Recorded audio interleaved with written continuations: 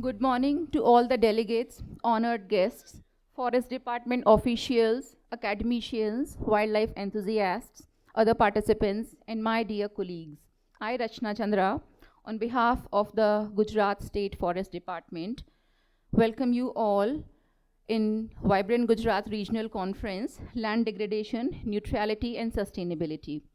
Land degradation, the decline of soil health and productivity, deforestation, overgrazing, unsustainable farming directly impact the food and water security. It also impacts the poverty and the climate change associated issues.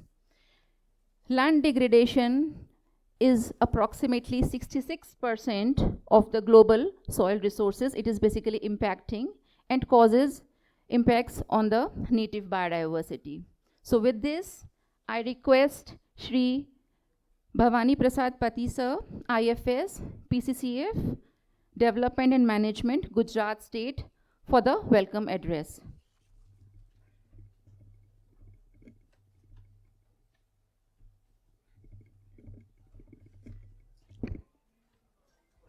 Good morning, Suprabhat. Respected Honorable Cabinet Minister, Forest Environment, Climate Change and Science and Technology, Sri Arjun Bhai Modiwadia ji, Principal Secretary, Forest and Environment, Climate Change, Mr. Vinod R.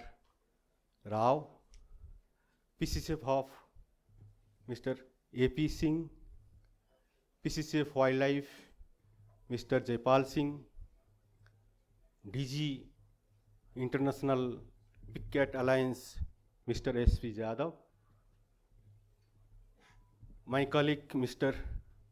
R.K. Sugur, PCCF Social Forestry, Mr. A.K. Verma, one of our, you can say, repertoire of all the information. We have a director from IGFRI Jhansi. We have director from Guide, members from the International Big Cat Alliance, all respected guests, dignitaries, representative of different academia, scientific communities, government organizations, NGOs.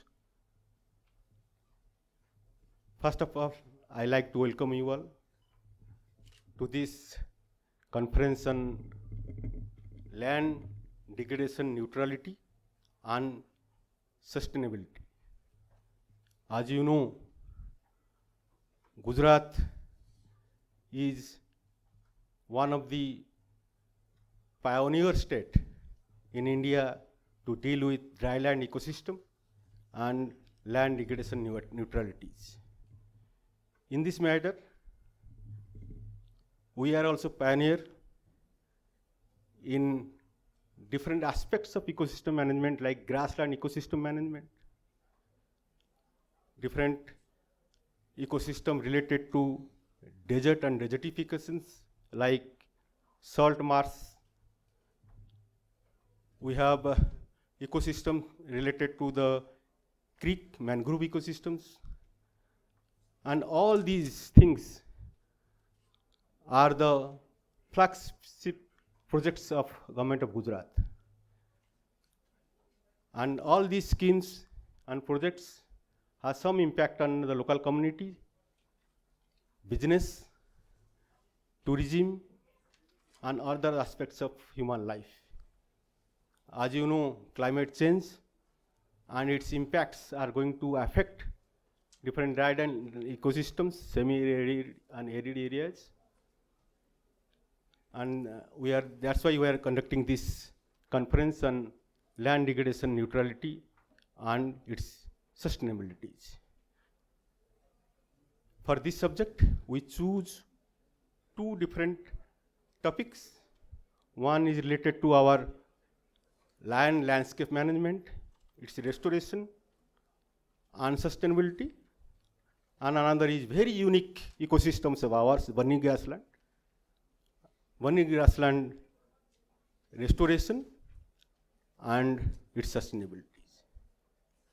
I welcome you all to this conference, especially all our dignitaries and guests who are here. Thank you very much.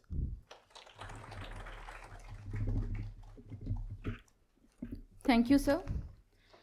It is our privilege to have with us Shri Arjun Bhai Modwadia ji, Honorable Chief Minister, Forest and Environment, Climate Change, Science and Technology of Gujarat State. I request Dr. Vinod R. Roy, IAS, to please welcome Arjun Bhai ji.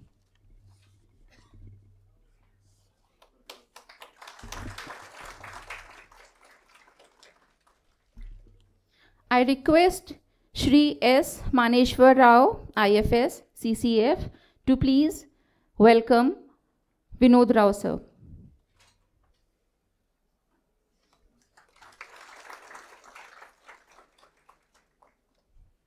I request Dr. Sandeep Kumar, IFS, CCF, to please welcome Dr. AP Singh, sir, PCCF and HOF. May I request Mr. Senthil Kumaran, IFS, to please kindly invite and welcome SP Yadav sir, DG, International Big Cat Alliance. I request Shri Dhanpal ji, IFS, to facilitate Dr. Jaipal Singh sir. He is Chief Wildlife Warden.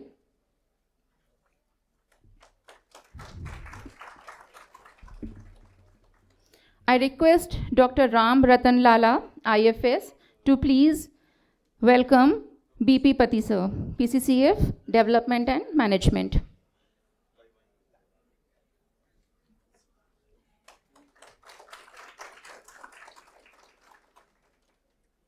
I request Dr. Dheeraj Mittal, IFS, to please welcome Mr. R.K. Sugur, PCCF, Social Forestry.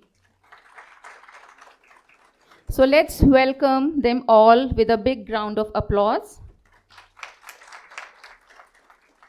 May I request Dr. AP Singh sir to please give the keynote address to this august audience.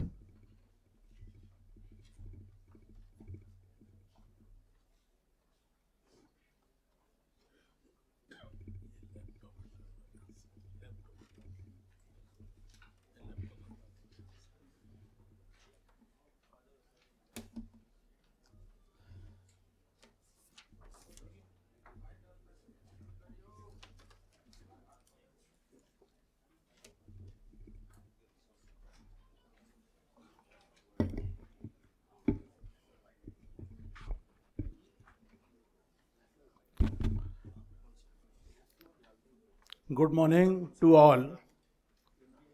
Today, during this conference, we will deliberate upon two topics. And during this conference, first of all, as Mr. Pati, welcome to you all. I also welcome to all you. Honorable Forest, Environment, Climate Change and Science and Technology Minister, Sri Arjun Bhai Modwadia Sahib. Our Principal Secretary, Forest, Environment, Dr. Vinod Rao Sahab. Our distinguished and respected Director General of Big Cat Alliance, Dr. S.P. Yadav Sahab, our PCCF Wildlife and Chief Wildlife Warden, Dr. Jaipal Singh, our PCCF Development and Management, Sri Bhavani Prasad Pati, PCCF Social Forestry, Sri R.K. Sugur, all the distinguished speakers, experts, participants, ladies and gentlemen, and my colleagues. This is really a gathering for deliberation today. We are going to deliberate on landscape restoration and sustainability, as well as Bunny grassland restoration and sustainable development. As we all know, that on 25th of September 2015, 193 countries at New York decided as the India and the India is a signatory to the United Nations Convention to Combat Desertification, UNCCD, has committed to achieving land degradation neutrality, LDN, by 2030. In line with Sustainable Development Goals, SDG 15.3, which says by 2030, combat desertification, restore degraded land and soil, including land affected by desertification, droughts, floods, and strive to achieve a land degradation neutral world. By the contrary, has set a target, ambitious target, to restore 26 million hectares, that is 260 lakh hectares of land in India, and by 2030, enforcing ecosystem productivity while blooming unavoidable land degradation and restoration activities. By achieving this target 2015 onwards, India committed to achieve this target, and as per the reports, by 2025, India has achieved its targets more than 75%, and we are continuously working for this land degradation neutrality. As we know that India is very diverse country, we are having only 2% global land mass and covering more than 8% biodiversity on the earth. We are one of the mega biodiverse country out of 17 biodiverse country in the world, and out of 36 biodiversity hotspots, India is having 4 out of them. So India is very diverse, and India is working like anything to achieve all these things, whatever globally and nationally the target have been assigned to India. Likewise, the Gujarat is also one of the mega diverse country, one of the diverse state of India. We are having various ecosystems. We are having the Asiatic line. We are having Bunny grassland and other grasslands. We are having first marine national park, and all these fields we are working for the cause of land degradation neutrality. We are having the different targets. We have continuously working to achieve this. Likewise, as the Gujarat is having around 11% of recorded forest area, and around 11% the green cover with the forest cover as well as the tree cover.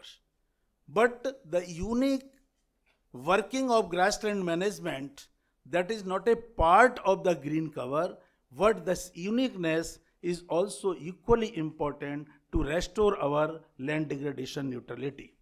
So different fields the Gujarat is working, and we all know that in the field of the mangroves, Gujarat is second in India after West Bengal, and continuously we are focusing to the mangrove development in the country.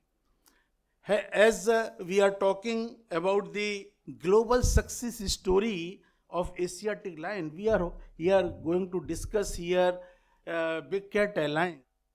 It is in India that globally we are having 7 flagship species, and India is having 5 flagship big cats, and Gujarat is fortunate enough we are having lions, leopards, entered, welcomed by the tiger, and very soon we will be having the cheetah also. So in Gujarat is one of the pioneer in this Big Cat Alliance, and we will discussing in detail how their conservation can be taken place, and whatever is the gist coming out of the deliberations, we will definitely introduce and to implement for the betterment of these species.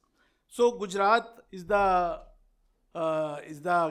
shows the global success story in the lion conservation. We were having the 284 lions in 1990 and 891 2025, and they were spread over 6,600 square kilometer to 990. Now today they are covering 35,000 square kilometer of areas. Likewise, we were having mangrove success story in Gujarat. They were 2,911 square kilometer. Now 2023, 1164.06 square kilometer is the coverage of mangrove, and we are continuously working along the 1600 long coastline of Gujarat. The agroforestry, earlier we were just restricting to the 5,000 to 10,000 hectare. Now we have reached to the 35,000 to 45,000 hectares of agroforestry in the areas, in the agriculture areas. We are also working the Aravali Green Wall restoration project. Banni grassland development is going on, and for this neutrality also, the scope of the invasive alien species, we are continuously working to eradicate or avoid their growth to conserve our indigenous biodiversity. Regional and these invasive species, riverine, the new concept that we have not touched upon so far, that riverine landscape restoration is government is agreed that forest department would also touch upon and would prepare a long-term DPR for further restoration and conservation of our river bank forestry and wildlife and its surrounding areas. And very other than the big cats, the Gujarat is the only state where we are also working in marine areas. More than 1,000 of whale shark we have rescued. That is global success story, and Gujarat is recognized how this whale shark have been conserved by the people's participation, forest department, WTI, as well all international UNDP international agencies. For this achieving these goals, we are also working with the JICA project. We are developing the model under JICA project. We are also working with UNDP and Indo-German Development Cooperation Project. So all these areas, Gujarat is working to achieve these goals, and today when we are discussing in detail all the aspects and what things are coming up, that will be incorporated. And one more things, the area, this time and again is required. Lot of mining activities are taken up in the Gujarat, but the spoiled mining lands may be reclaimed. The need of the hour that whatever land are unreclaimed, that to be also mapped, and the area to be identified, and a road map is also required to coming decade, that these lands should also be reclaimed and afforested for increasing the green cover and conservation of our biodiversity. So at the end, I once again welcome to you all, and we very confident that and this session, in both the session, we will discuss in detail and come out the some kind of achievements or declaration that we will achieve in near future. Thank you very much.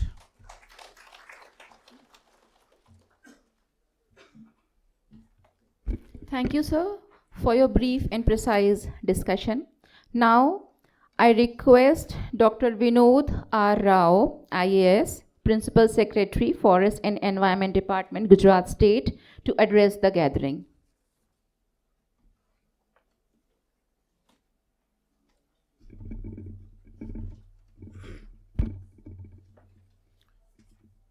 Honorable Minister Sri Arjun Bhai Modwadia Sahib, Honorable PCCF and Head of Forest Force Sri AP Singh Sahib, dignitaries on the dais, invited guests, Team Forest Department. I am very happy to note that the two topics selected for today's discussion are very pertinent to Saurashtra and Kutch: land, landscape and bunny grassland.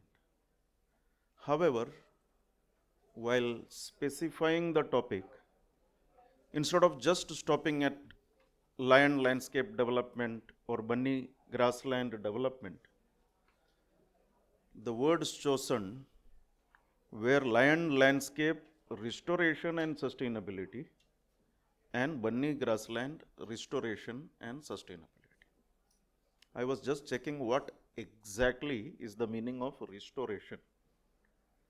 And restoration is the return of something to its original condition. Very pertinent to bunny grassland. There is another meaning: the return of something to its original owners, perhaps more pertinent to land, landscape. We need to overcome the challenges facing us, the human-animal conflicts that are increasingly coming in land, landscape areas. Our challenge is really big. The second topic is that of, the second word that was selected was that of sustainability. And sustainability exactly means meeting today's needs without compromising future generations' ability to meet their needs. In a way, restoration is what we owe to our past, and sustainability is what we owe to our future.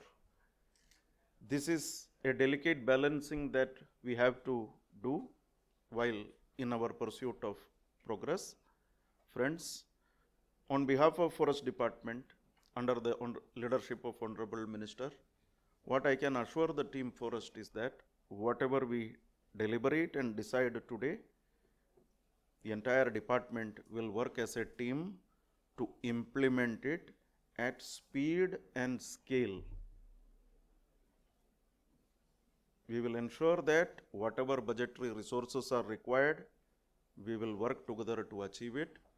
Whatever other resources other than the budget are required, we will fully work as a team and achieve it. Today, let us resolve to address both these challenges: land, landscape restoration and sustainability, bunny grassland restoration and sustainability. I personally thank the invited guests, the eminent speakers, Yadav Saab, Keshav Verma Saab, and all the dignitaries who will be addressing us via video conference and physically. We value your input. We will take them very seriously, convert them into action. Thank you so much.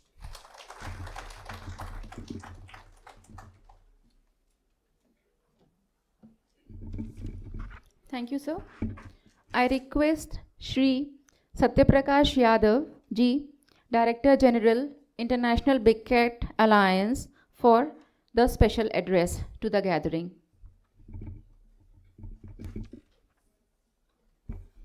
Good morning to you all.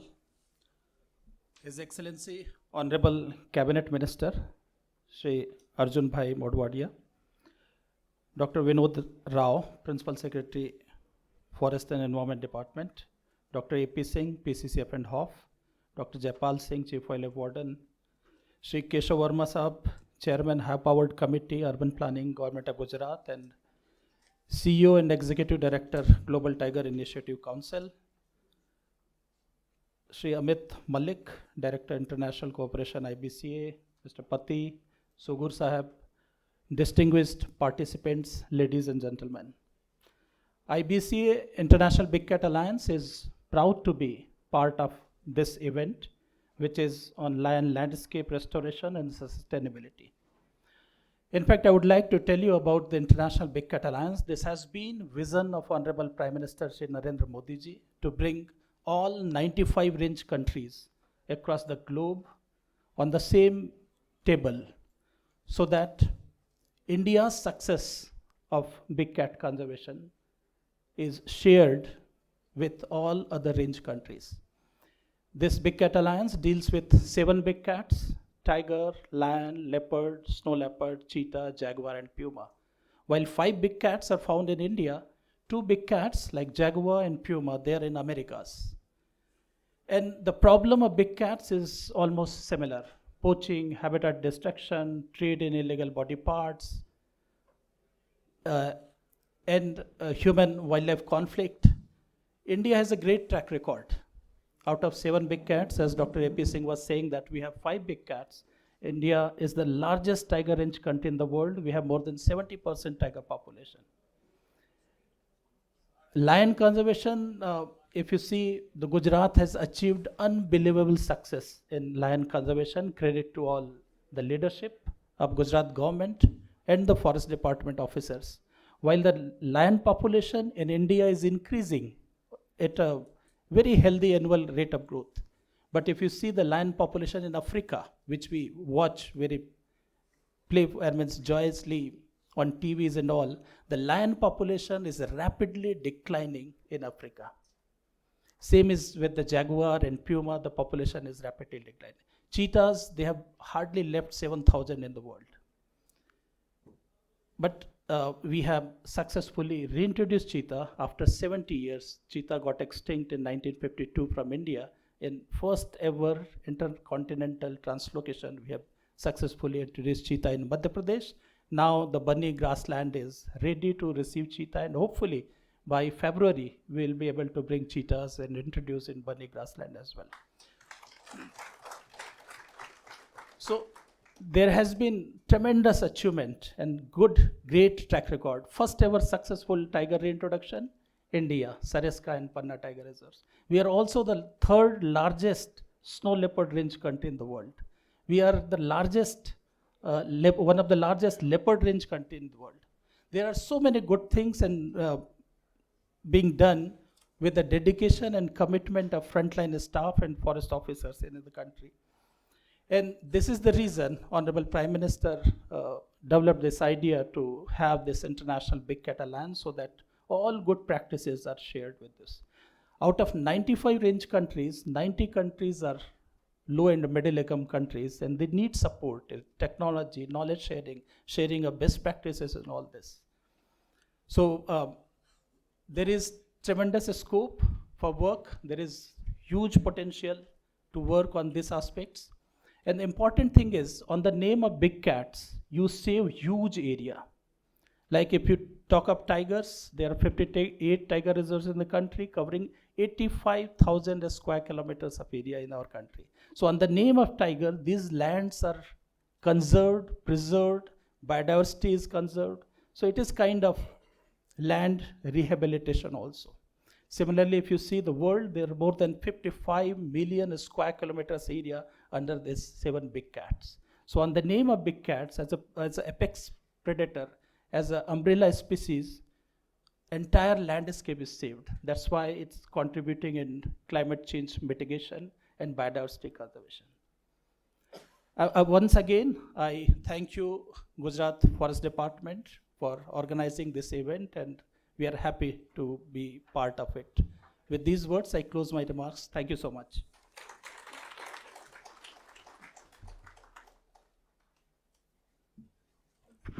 Thank you, sir, for connecting the landscape with the species conservation.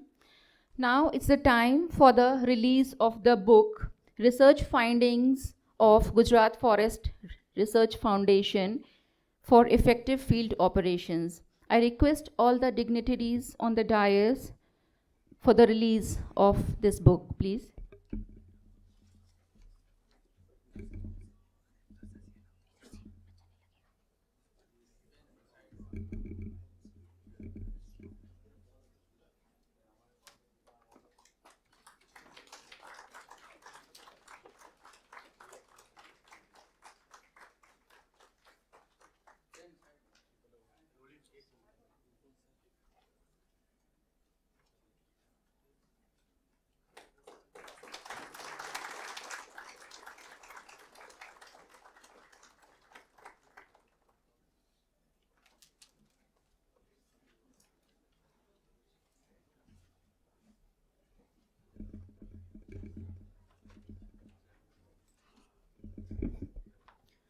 Now, I request our Honorable Cabinet Minister, Shri Arjun Bhai Modwadia ji, to please share a few words with us.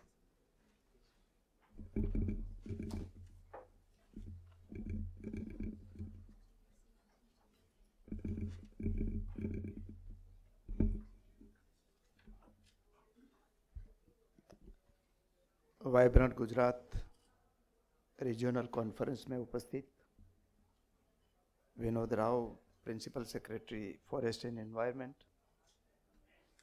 Doctor AP Singh, PCCF and head of the forest force, dignitaries and friends. Rajkot Mahatma Gandhi की एक शिक्षा भूमि रही, दीक्षा भूमि भी रही। आज हम राजकोट में उपस्थित हैं।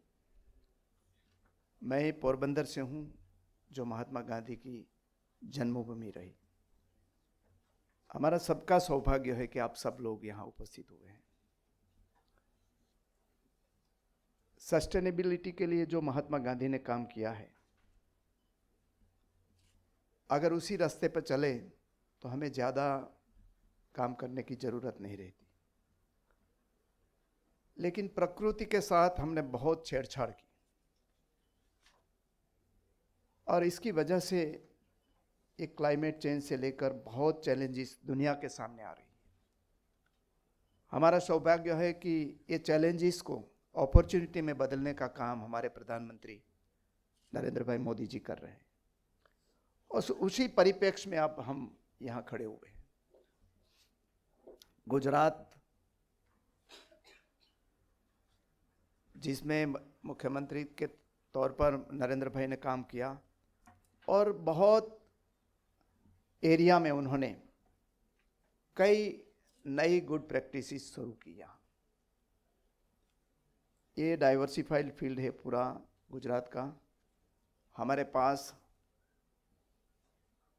2300 किलोमीटर लंबा कोस्ट लाइन है। अरवली की हिल्स यहाँ है नॉर्थ में, साउथ में वेस्टर्न घाट है, कच्छ में एरिड डेजर्ट हैं और हमारे पास गुजरात सद्भागी है कि उन्होंने ये जो वाइल्ड लाइफ है उनके साथ कोएग्जिस्टेंस कहीं सबसे ज़्यादा होगा तो मैं मानता हूँ कि हमारे राज्य में यहाँ है। कई जगह हमने देखा है कि जो वाइल्ड लाइफ के साथ हमारा जो ह्यूमन कॉन्फ्लिक्ट है वो बहुत बड़ी चैलेंजेस हैं। लेकिन गुजरात फॉरेस्ट ने, गुजरात की लीडरशिप ने ऐसी इकोसिस्टम बनाई है कि वाइल्ड लाइफ की प्रेजेंस को सेलिब्रेट किया जाता है। शासन उसका सबसे बड़ा उदाहरण तो है ही, लेकिन 143 साल के बाद लायन पोरबंदर के पास जो बर्डा सेंचुरी है उसमें आया, पहला लायन आया, तो लोगों ने सेलिब्रेट किया कि अभी हमारे यहाँ ये लायन आ रहा है। और 2 साल में ही या 3 साल होगा शायद, 2022 और आज 2026 है, 17 मेंबर्स का लायंस फैमिली वहाँ हो गया है और वहाँ भी लोग देखने के लिए आते हैं। टाइगर का डर सभी जगह रहता है,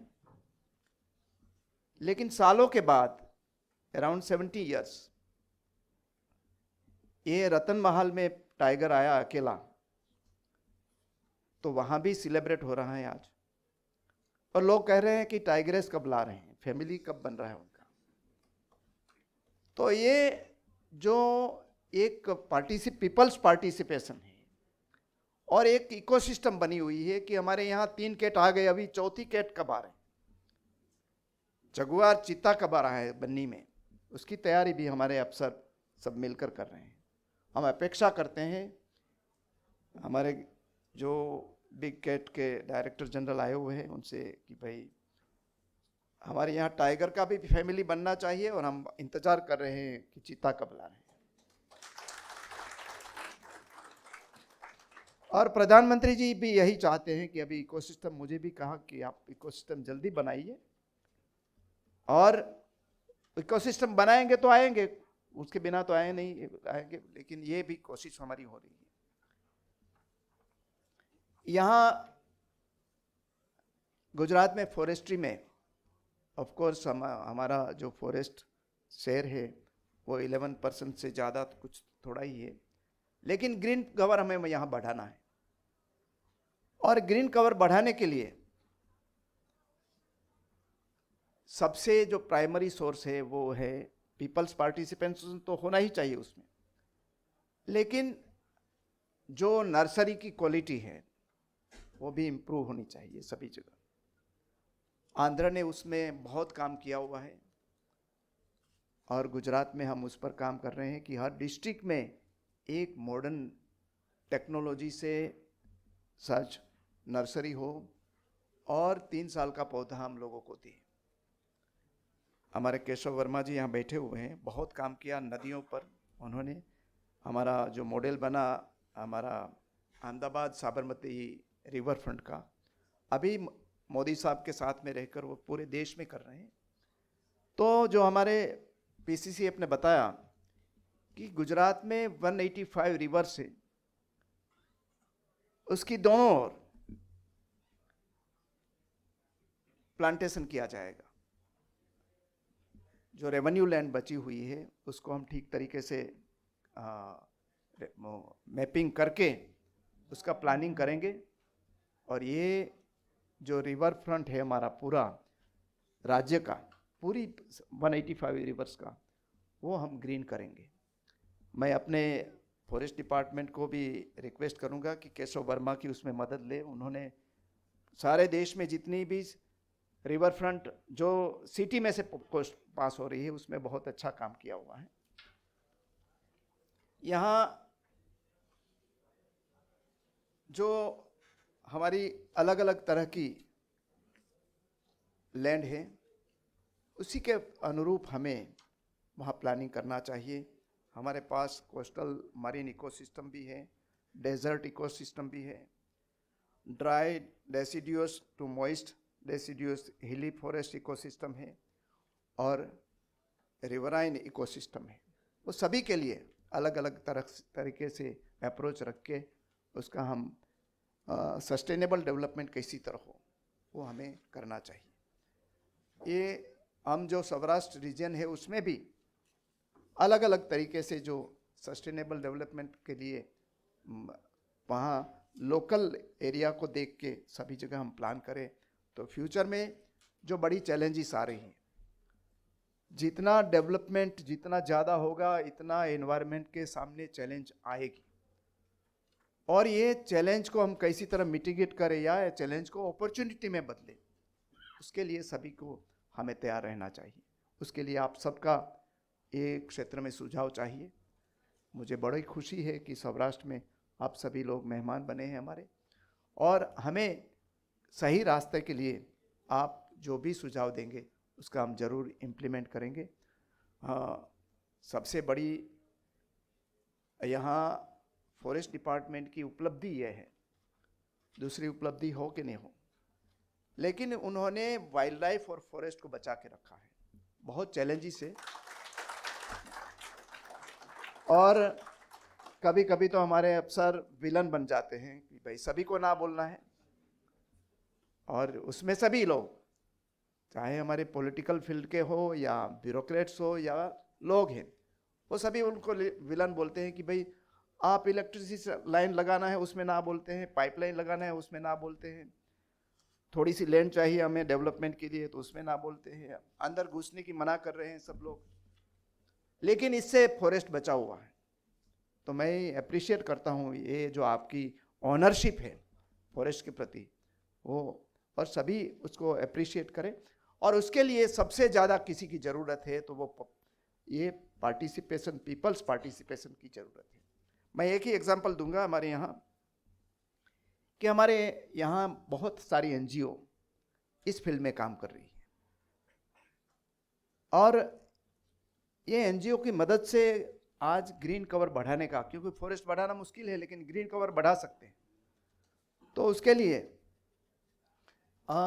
एक सद्भावना वृद्धाश्रम करके एक यहाँ की चैरिटी ऑर्गेनाइजेशन है, उन्होंने 150 करोड़ ट्री प्लांटेशन करने का, वो भी सक्सेसफुल, ऐसा नहीं कि उसमें से 150 करोड़ लगाओ और 15 करोड़ जिंदा रहे, ऐसा नहीं, जितना भी लगाएंगे वो 3 साल का पौधा लगाएंगे, 3 साल पानी पिलाएंगे। और ये उन्होंने, उनकी मदद से मुंबई में एक मुरारी बापू ने एक कथा रखी, वृक्षों की कथा रखी, और उसमें डोनेशन तो बहुत सारे आए, लेकिन एक ही पार्टी यूके से आई और 109 करोड़ रुपया देकर चली गई। तो ये सभी उसमें डाइवर्ट हो रहे हैं, और ये एक मूवमेंट बन जाए, जैसी तरह मोदी साहब ने एक पेड़ माँ के नाम जो लगा मूवमेंट चलाई, वह देश में मूवमेंट चली है, सभी जगह बच्चे भी लगा रहे हैं। मुझे प्रधानमंत्री जी ने अभी मिलने गया तभी बताया उन्होंने कि वो घाना गए हुए थे, तो घाना की एक स्कूल में प्रोग्राम रखा था, तो वहां बच्चों के नाम से एक पेड़ लगाया जाता था। तो उन्होंने उसके प्रेसिडेंट को, मोदी साहब ने सुझाव दिया कि आप ये प्रोग्राम रखिए माँ के नाम, तो बच्चे ज़्यादा उसकी सेवा करेंगे ये वृक्षों की। तो उन्होंने नाम ही बदल दिया, वहाँ भी उन्होंने एक पेड़ माँ के नाम, घाना में भी प्रोग्राम शुरू हुआ। तो ये प्रोग्राम दुनिया में पहुँच रहा है, हम सब भी साथ में मिलकर हमारा जो जिम्मेदारी है नई पीढ़ियों के लिए ये जिम्मेदारी अदा करें, ऐसी आप सबसे अपेक्षा करता हूं। और ये जो कॉन्फ्रेंस है उसकी मैं सफलता चाहता हूं। जय हिंद, जय Bharat.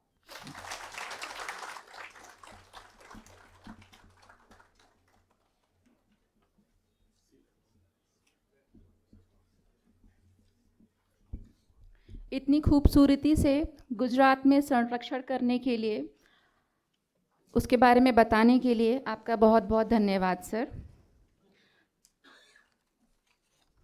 Now I request doctor AP Singh sir, PCCF and HOF, to please felicitate our Arjun Bhai Modwadia ji.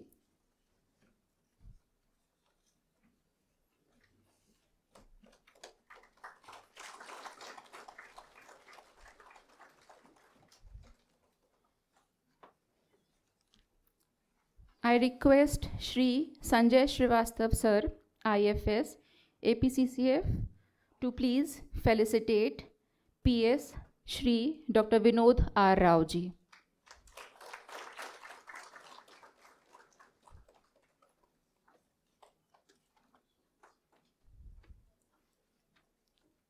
I request Shri Maneshwar Rao Raja ji, IFS, to please felicitate Shri SP Yadav, DG, International Big Cat Alliance.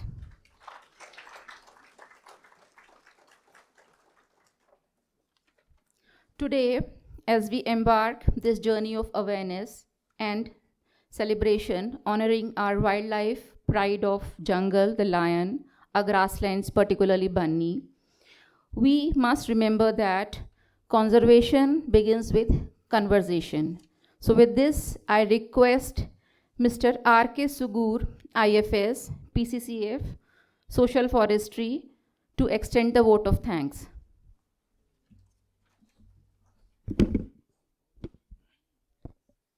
नमस्कार. આજની એ કાર્યક્રમમાં ઉપસ્થિત રહેલ માનનીય મંત્રી શ્રી મરોડિયા સાહેબ, forest ડિપાર્ટમેન્ટના principal secretary Shri વિનોદરાવ સાહેબ, અમારી હાફ એપી સિંહ સાહેબ, જયપાલ સિંહ સાહેબ, યાદવ સાહેબ, પતિ સાહેબ અને ડિફરન્ટ ઓર્ગેનાઇઝેશને આવેલ મહાન ડાયરેક્ટરશ્રીઓ, થોડા સા એક જો મંત્રી સાહેબ ने जो हमारे को जो अप्रिशिएट किया कि भाई हमने कुछ नहीं किया तो भी कोई चिंता नहीं, but we have successful in protecting it. इसका एक छोटा सा कहानी मेरे को 30 साल पहले मेरा एक प्रोफेसर ने जब हम ट्रेनिंग में तो बताया था कि विलन की कहानी. हम लोग उस टाइम पे जब बहुत आशा लेके जब एकेडमी में पहुंचे थे तो बहुत बड़े बड़े बातें करते थे. तो उसमें एक हमारे जो लेक्चरर थे उन्होंने मेरे को पकड़ा. तुम बहुत बोलते हो सुगुर, मैं तुमको एक कहानी सुनाता हूँ, सुनो. तो मैंने बोला सर क्या है? तो उन्होंने बोला जब तुम डिस्ट्रिक्ट में जाओगे, ये डिस्ट्रिक्ट को एक फिल्म समझो. एक फिल्म, उस टाइम पे फिल्म का ज़माना बहुत था, अभी OTT आ गए तो फिल्म को इतना, हम लोग उस टाइम पे जो भी फिल्म रिलीज़ होता था देखते थे. तो फिल्म है, फिल्म का जो कैरेक्टर, जब डिस्ट्रिक्ट को फिल्म समझोगे तो वहाँ कलेक्टर बैठा है, वो हीरो है. तुम मानो नहीं मानो, कलेक्टर हीरो है. हाँ, सेकेंड आएगा IPS SP. तो SP तो सपोर्ट है, जब भी कोई भी बुरा काम होता है तो आके सपोर्ट करेगा, बचाएगा, ये करेगा. अब बाकी जितने भी डिपार्टमेंट है, सोशल एम्पावरमेंट है, इरिगेशन है, रोड है, ये सब लोग अपना अपना सपोर्टिंग एक्टर्स में, उसमें कोई हीरोइन भी होगी, कुछ भी हो, सभी होगी. तो ये पूरा कहानी की स्क्रिप्ट है, बट ये पूरा स्क्रिप्ट में विलन कहाँ है? हाँ, जब तक विलन नहीं आएगा तो फिल्म पूरा नहीं होगा. तो विलन का रोल तुमको दिया है, क्योंकि 1980 में यादव साहब मेरे बात के साथ सहमत करेंगे. उस टाइम पे 1980 की FCA की रूल आए थे, फॉरेस्ट कंजर्वेशन की. उसकी रूल अभी बन रहे थे, क्योंकि 80 के बाद वो 2 सेक्शन का एक्ट रहा, बट कैसे इम्प्लीमेंट करना, कैसे प्रपोज करना, वो सभी बहुत चल रहा था. तो उस टाइम पे हम सीधा जो भी आता था, भाई क्या है, नहीं वो फॉरेस्ट लैंड है. हाँ, तो यहाँ तक काफ़ी उस टाइम की जो भी धारासभ्य होते थे, MP होते थे, वो सब लोग हमको बोलते तुम्हारा जितना नौकरी है ना उतना मेरा MLA शिप है, तुम लोग क्या बोलते हो. बहुत बहुत चलता था. तो थैंक यू साहब को अप्रिशिएट करने के लिए. एंड सर, आपने आज की कार्यक्रम में जो आपने खास करके पोरबंदर की जिक्र किया, महात्मा गांधी के साथ लिंक किया, तो उसके लिए मैं जंगल खाता तरफ से and on behalf of PS and half I thank you for coming here and addressing us and giving the guidance to all of us. Similarly, I also welcome our new principal secretary, and he linked with restoration and sustainability.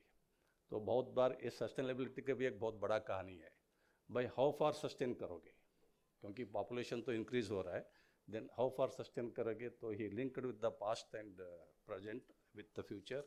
So I also thank on behalf of you and hope that under your leadership, the Gujarat Forest Department will see the new heights.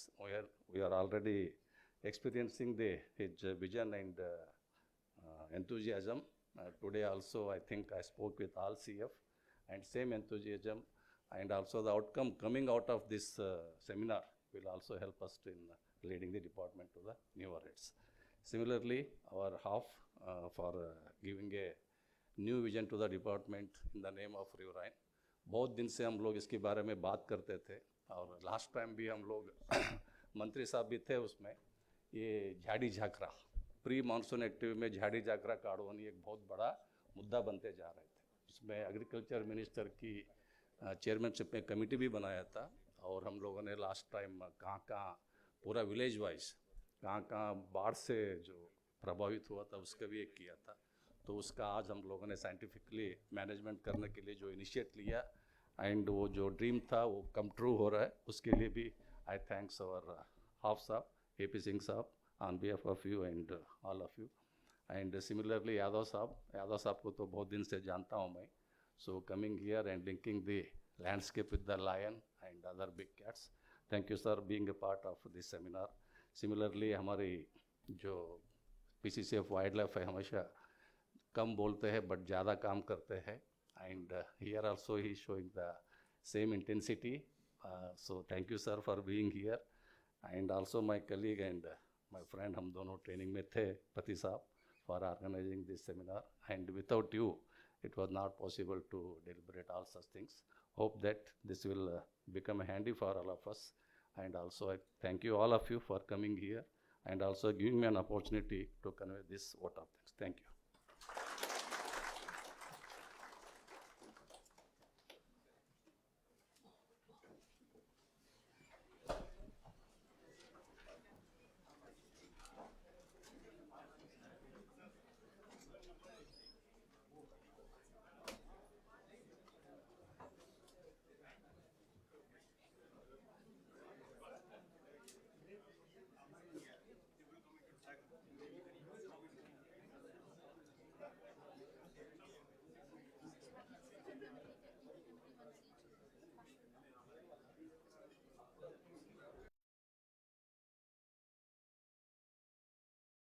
Rewa in Madhya Pradesh, also in central Indian landscape.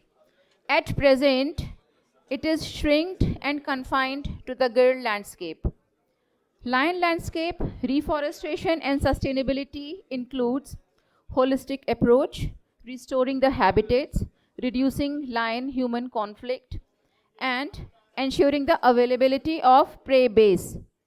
It also aims to provide socio-economic benefits to the local community. So with this, I request the moderator of this session, Dr. Kaushik Banerjee, who is the lead specialist in International Big Cat Alliance, to please introduce the panelists and proceed with the session. Over to you, sir.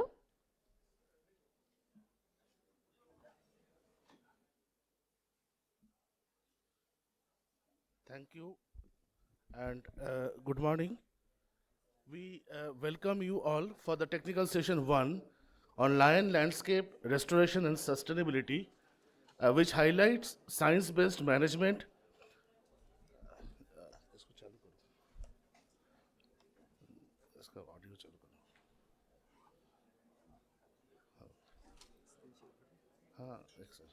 Yes.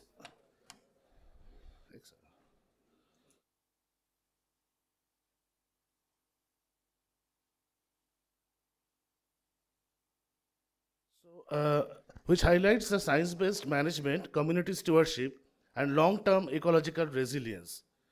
This session is especially significant as it brings conservation into the mainstream of development dialogue with a special focus on how innovative financing, private sector engagement, and partnerships can advance wildlife conservation in alignment with Vibrant Gujarat's vision of sustainable and inclusive growth.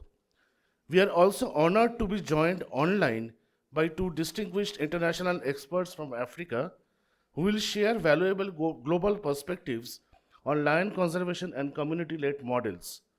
We look forward to a stimulating and solution oriented discussion that bridges policy, business, and conservation. So, at the outset, I would like to request Dr. Dennis Ikanda to make his presentation on African lion conservation, lessons, and global perspectives. Dr. Dennis is Senior Scientist, Tanzania Wildlife Research Institute, Arusha. Over to you, Dr. Dennis.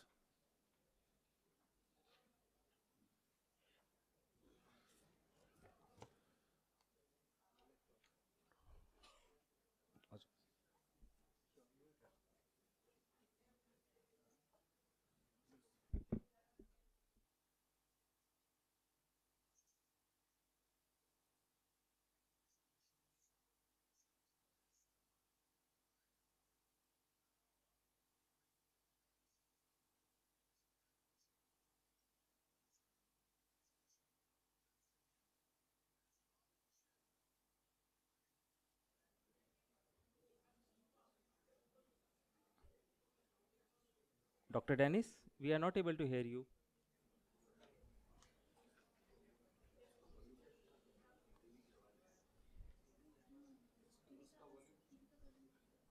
वो कहाँ से?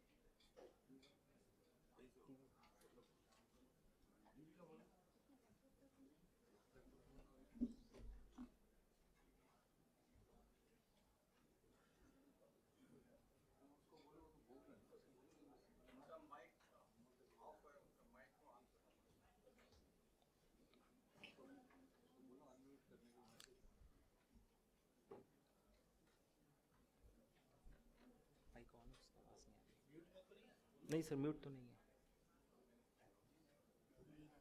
नहीं, mute नहीं है, आवाज नहीं आ रही।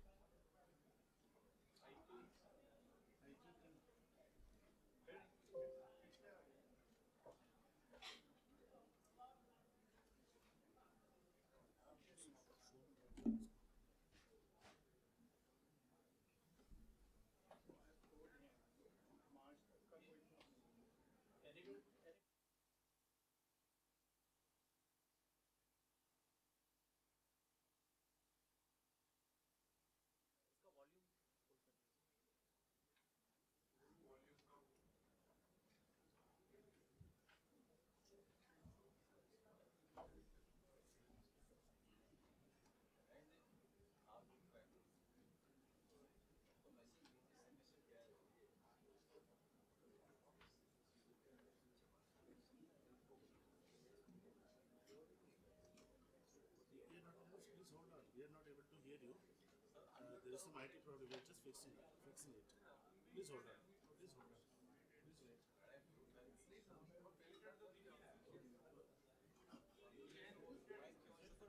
Please wait for a while. There is some problem with the sound.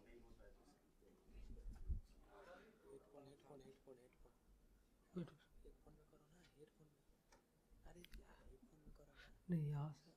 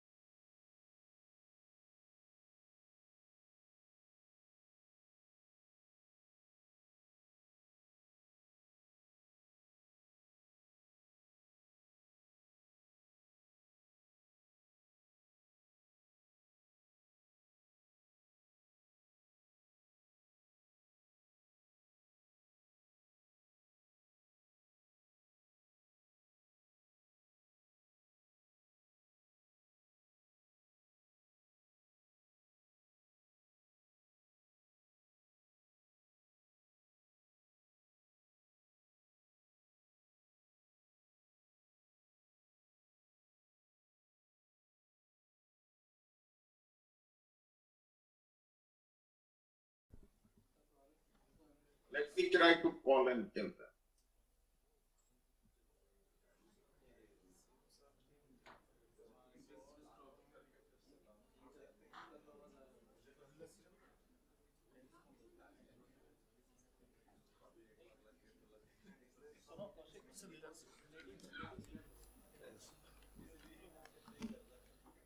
I'm going to connect with you. This person.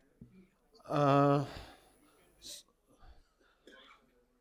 I've connected. We are connected all of us. But Sorry somewhere for our the voice. technical glitches.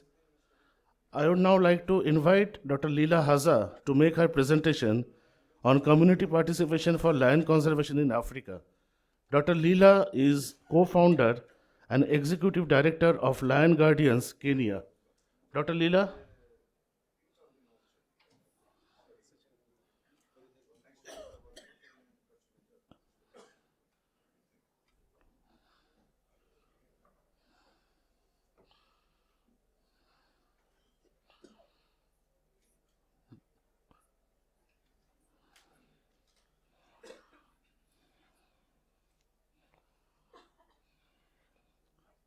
Dr. Leela?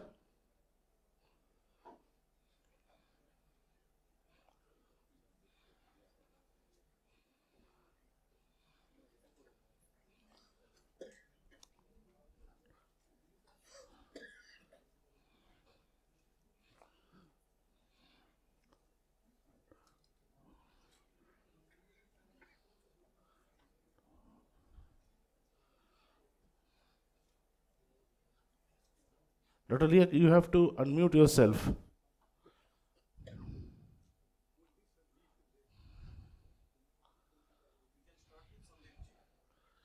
Yes.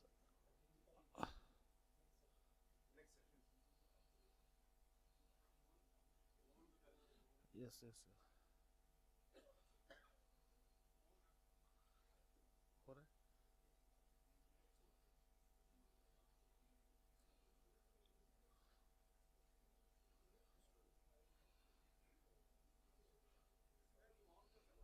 हाँ sir unmute.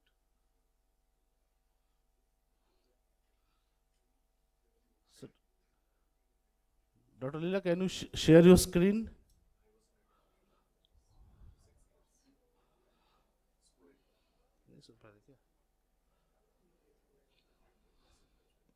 Yes.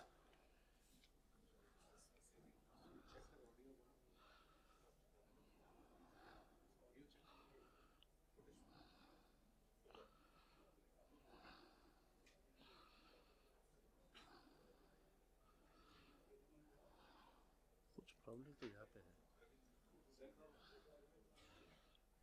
Same problems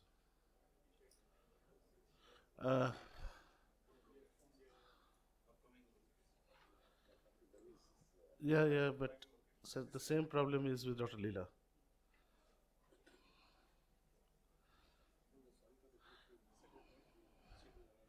So, Dr. Leela, there is some technical glitch.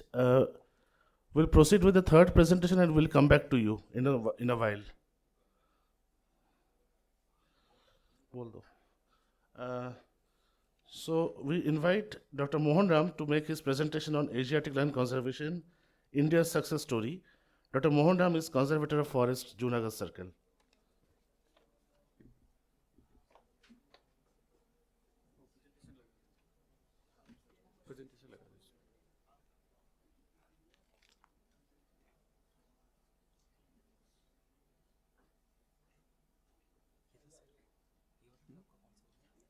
मेरा V5 यही है full screen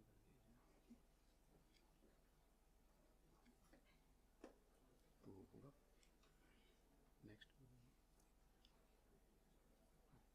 screen का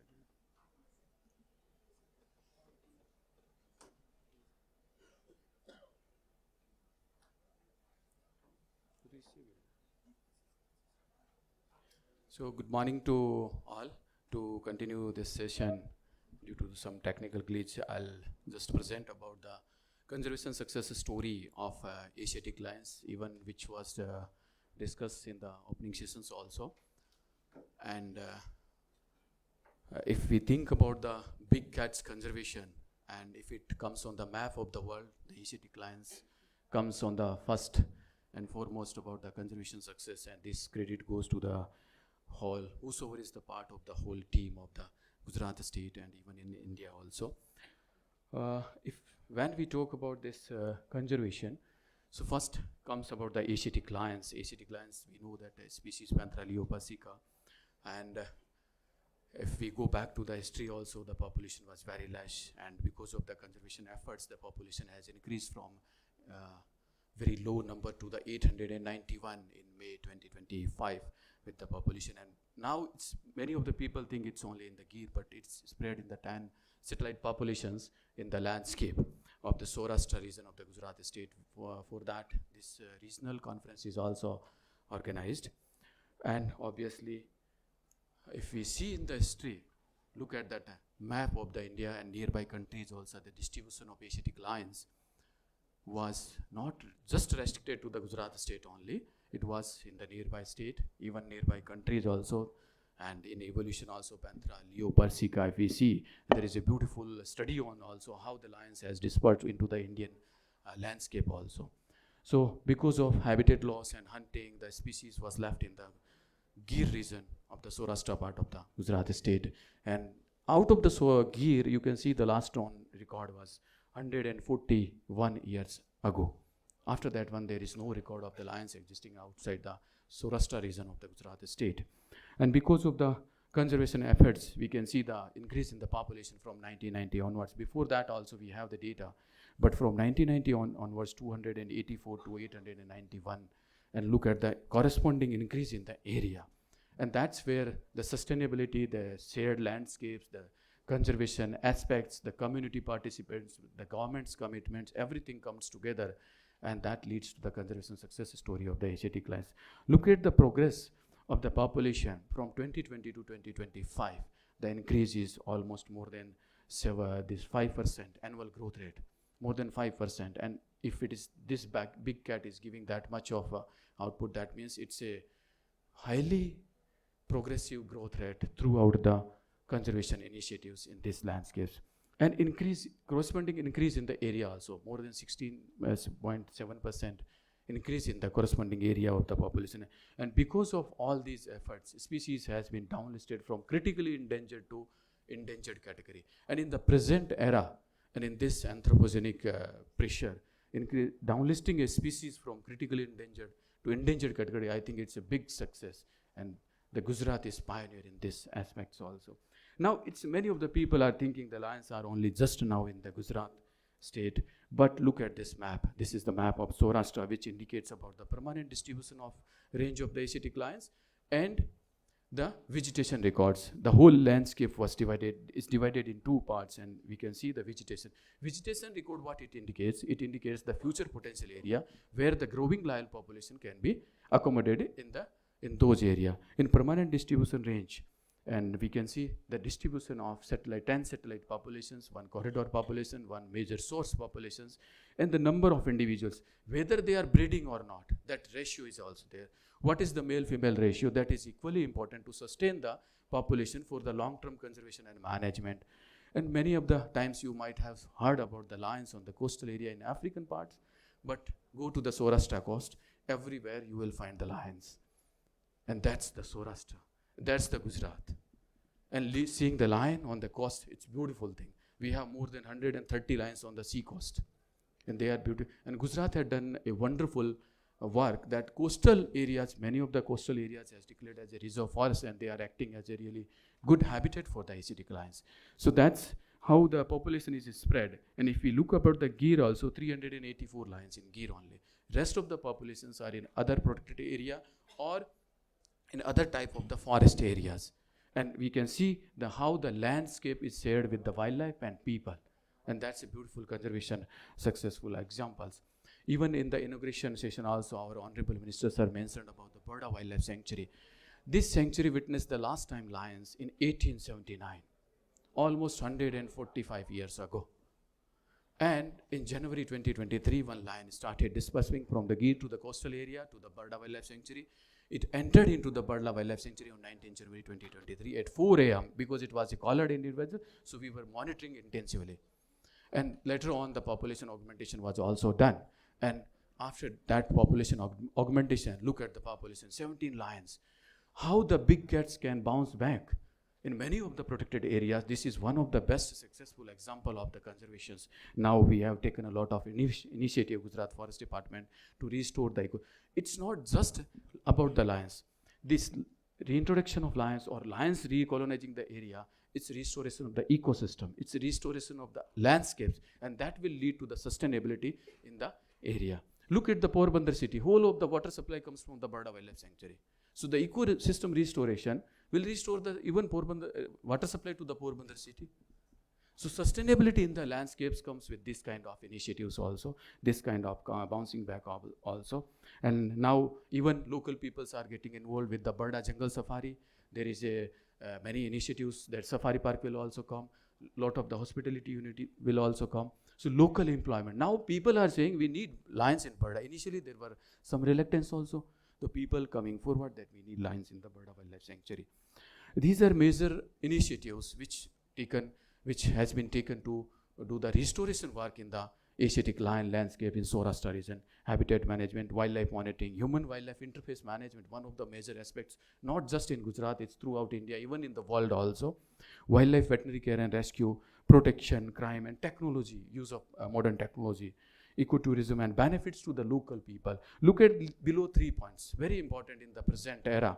The community and people's participation, awareness and research and training. We have to train our frontline staff also to take the conservation initiative to the forward next level. In habitats, we are majorly focusing on the grassland restoration in Saurashtra also.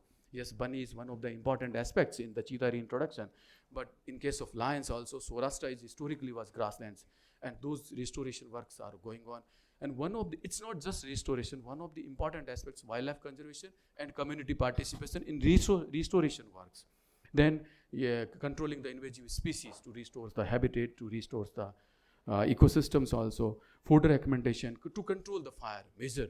Many of the times, times we see that there is a lot of fire incidences, but in these landscapes, it's highly controlled. We have a lot of things to in place on ground to control the fire also.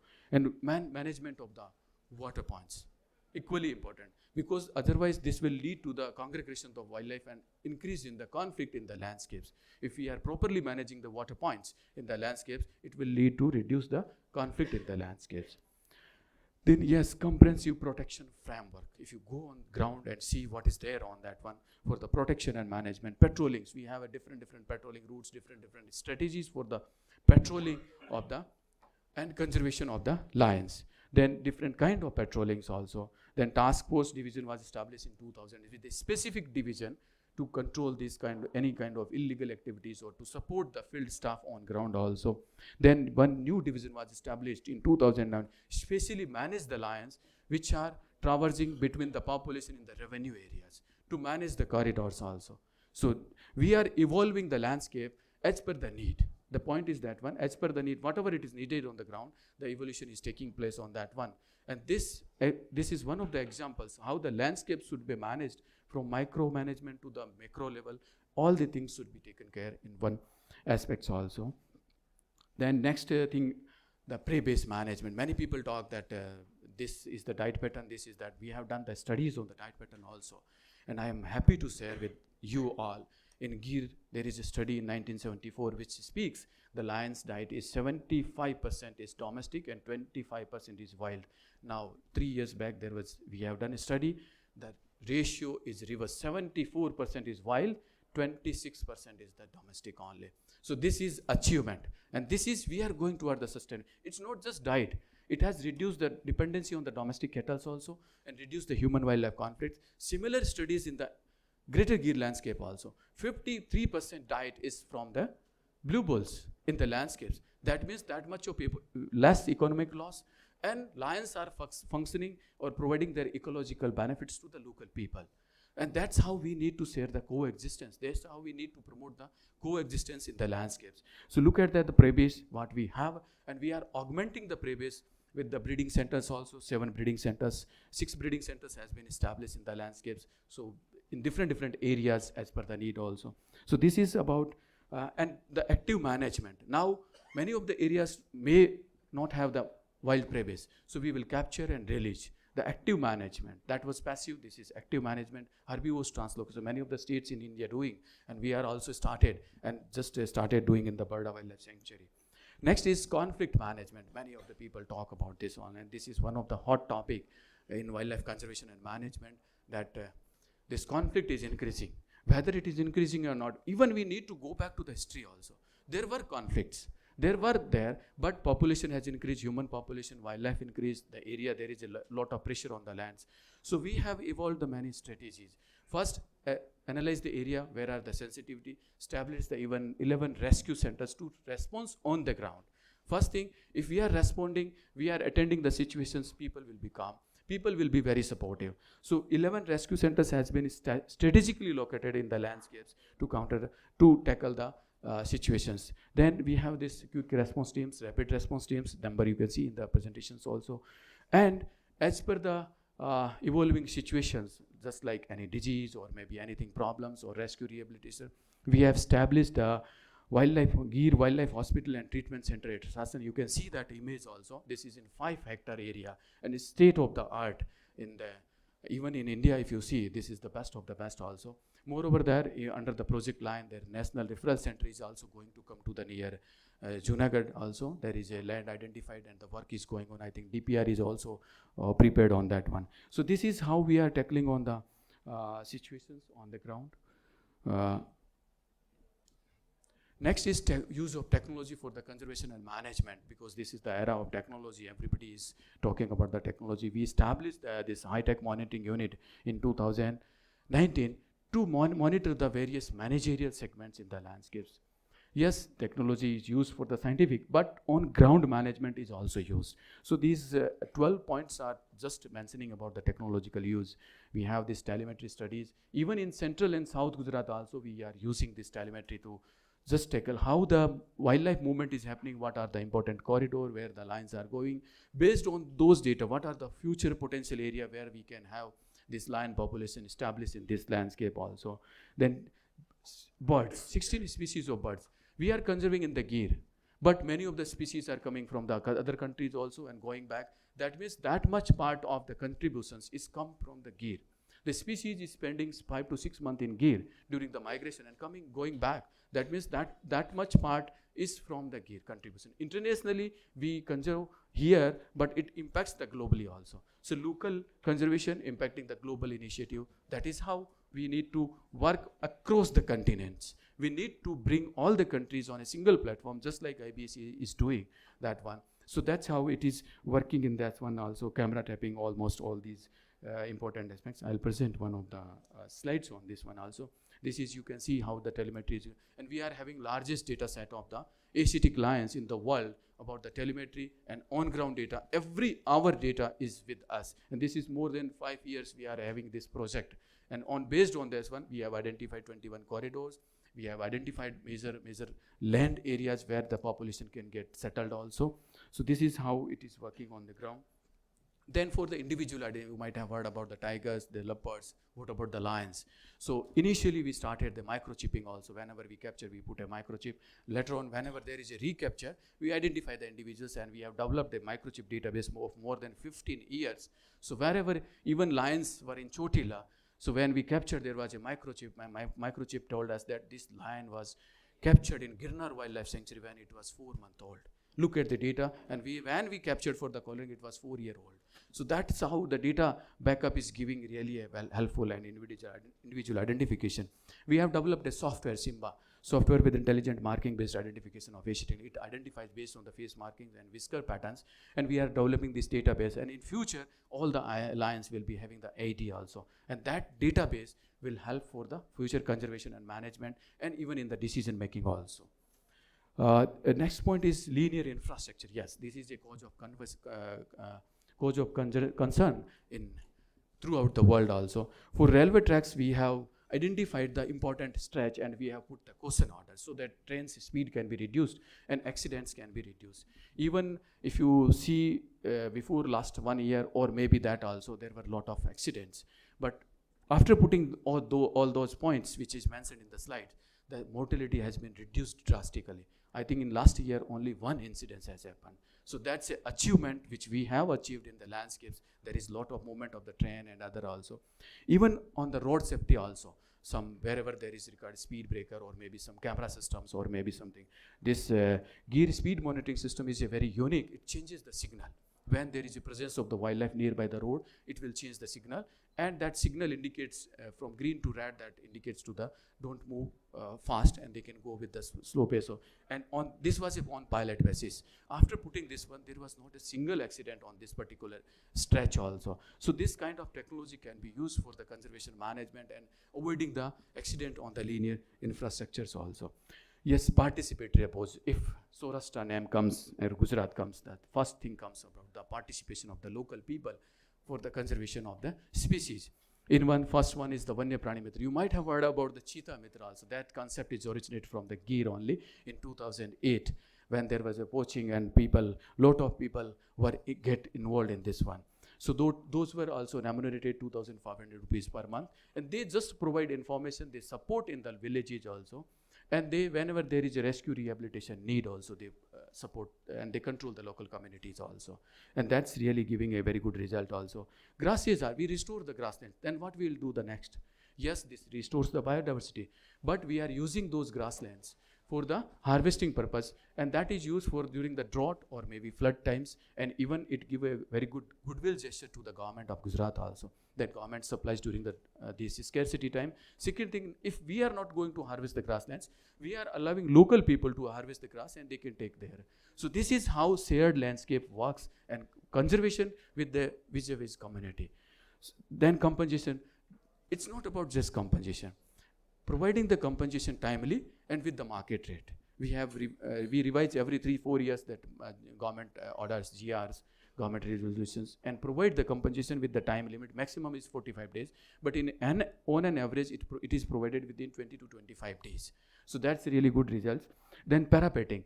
We have secured more than 58,000 open wells in the Asiatic lion landscapes. And this is, I think, in a single landscape, highest in the country. No other landscape has done that one. And this has reduced the mortality of the lions falling in the open wells drastically. And that's a great conservation. And this is a active scheme from the government of Gujarat. Then Machans, this is a recent initiative. And initially it was started from Gujarat State Lion Conservation Society. And later on it has been implemented by the government of Gujarat. And we are providing, this is just to reduce the conflict in the fringe areas or maybe in the greater Gir landscapes. People can safely sleep in the night in this kind of machans. It is an elevated platform in the agriculture field. They can have a watch. Now we can provide the solar systems also. They can charge the batteries. They can charge the mobiles also. During the night time, they can have some lighting system also. So it's this kind of initiative is for the sustainable conservation and management in the landscapes, and to take the community on board for the conservation and management. And with this one also, even you can see the below one, we are meeting the sustainable development goals across the globe. So whatever activity we are doing on the ground, so these goals are also made in this one. Next is, in participatory approach, is the eco-development committees. We have 149, only in the periphery of the Gir, and in the landscape they are more than that also, to popularize the conventional source of to discourage the non-conventional sources of energy, and to increase the people's participation doing the cattle vaccination camp, medical camps, and whatever the requirement as per in their local village, we are taking and providing those kind of support to the local communities. And you can see some of the images also, and with that also sustainable development goals are also met with that one. Then sensitizing community for the awareness purpose. In sensitizing communities, we are doing lot of activities, but I'll just give 2 examples. One is this Lion Day. We started in 2016 only, and look at the progress. In the first time Lion Day celebration was started in Africa in 2013, but we started in 2016, and 2025, the people's participation is 21.17 lakh. It's in lakh, it's not in thousands. So that's a great success story. And this last year's Lion Day was celebrated in Barda Wildlife Sanctuary to commemorate the Asiatic lions entry in the Barda Wildlife Sanctuary after 145 years. So that's a success. Look at the institution. And now it has become a very important initiative in the landscapes. And people are very much towards this Lion Day celebrations. Even government has included in the calendar also that this day should be celebrated. And look at even African peoples returned here, that how you people are successful about celebrating the Lion Day, taking the people on board, and how you can, please come to the Africa and tell us how we can go ahead. There was an international seminar on lion conservation with the collaboration of IBC also. They also have written many things about the lion conservation initiative in India, and how Africa can take some points from that one they can implement in their landscape also. Next is cultivating conservation. This nature education camp started in 1979. And now many of staff in forest department is because of these nature education camps. They got inspirations. People get participation. This is a 3-day activities, and throughout the state more than 1,000 camp is organized, and it is really giving. We have the vetting list of the schools to participate in the nature education camp. Look at the enthusiasm we are getting from the people, and this is really giving good results. Some of the images you Gir Samvad Setu. This was basically on the for the people who are residing on the periphery of the Gir. So they are feeling most of the times conflict situations. Just to have dialogue with them. If there is an issue, there is a problems, they can have discussion also. Some of the issues. This is from bottom down approach. Go to the local people, address their problems, and get settled over there, and have the interaction and dialogue with them also. Next, ecotourism and participatory approach. Most of the benefits of ecotourism, whether it is in Gir, Barda, or Girnar, or in the entire Asiatic lion landscape, goes to the local people. And that's why people are also supporting, because ecology is giving the economics to the people. And that's why people support a lot of conservation initiative. More than 9 lakh tourists annually visits in Gir. And that is how many of the people are attached with that ecosystem also. So you can see the different initiatives. And Gir is the first park in India which has replaced all the safari vehicles. And that is giving very good things to the visitors also. Visitors are giving very good feedback throughout the world also. Next is strengthening the skills. Yes, our frontline staff who are working day and night in the field, we are just training them because the scenario is changing every year. Lot of things are changing in the landscapes. People's perceptions should be, it's also changing. Technology is upgrading. Even our legal system is also changing. So we need to train the staff. More than 14,000 staff has been trained in last 10 years. And these are really, we want to take our staff with us for the conservation and management. Yes, Project Lion at the rate of 2047. This is the initiative Honorable Prime Ministers of India has given the vision that how we are going to manage this landscape sustainably, conservation with development also. And this is roadmap for the next 25 years, that these are the major objective. And this is going to cover 60,000 square area of the Saurashtra region of the Gujarat state. And that's how vision should impact. And that's how vision should be. And in this vision, what is there? You can see this is major biodiversity conservation, the terminology, scientific research and training, development of tourism infrastructures. But conservation should be on the forefront also. You can see the above objectives: surveillance, habitat, population management, conflict management. Major initiatives is taken care in this Project Lion. And I hope that it's already in implementation stage in the Saurashtra region. It's really giving good results. In conservation insights, we need to, here we are having very good support of the government and government's commitment in this one. Better, if we want to conserve for the long-term management, we need to take the support of the committee. Yes, sir. Sir, it's over, sir. So this is about the conservation, and we need to take this initiative forwards. Thank you. Thank you so much.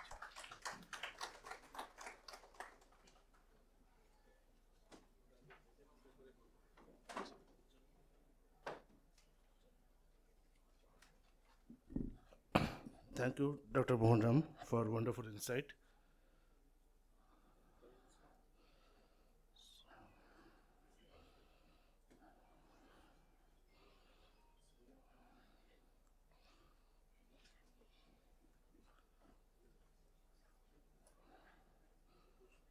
Dr. Dennis?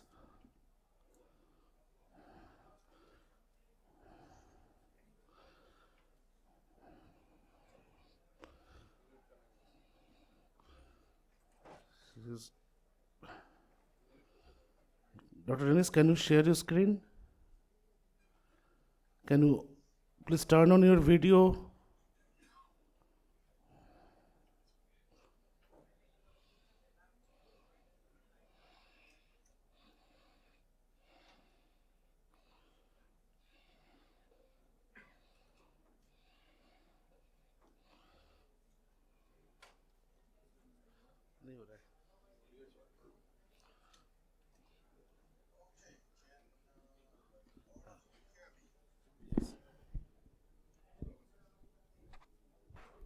Yes. Hello.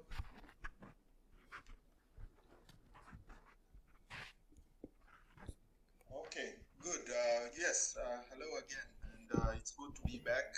And I began by congratulating the previous presentation on the different strides that you've made with the conservation of the in Asiatic lion and the role that India has played in bringing this species back from the brink of extinction.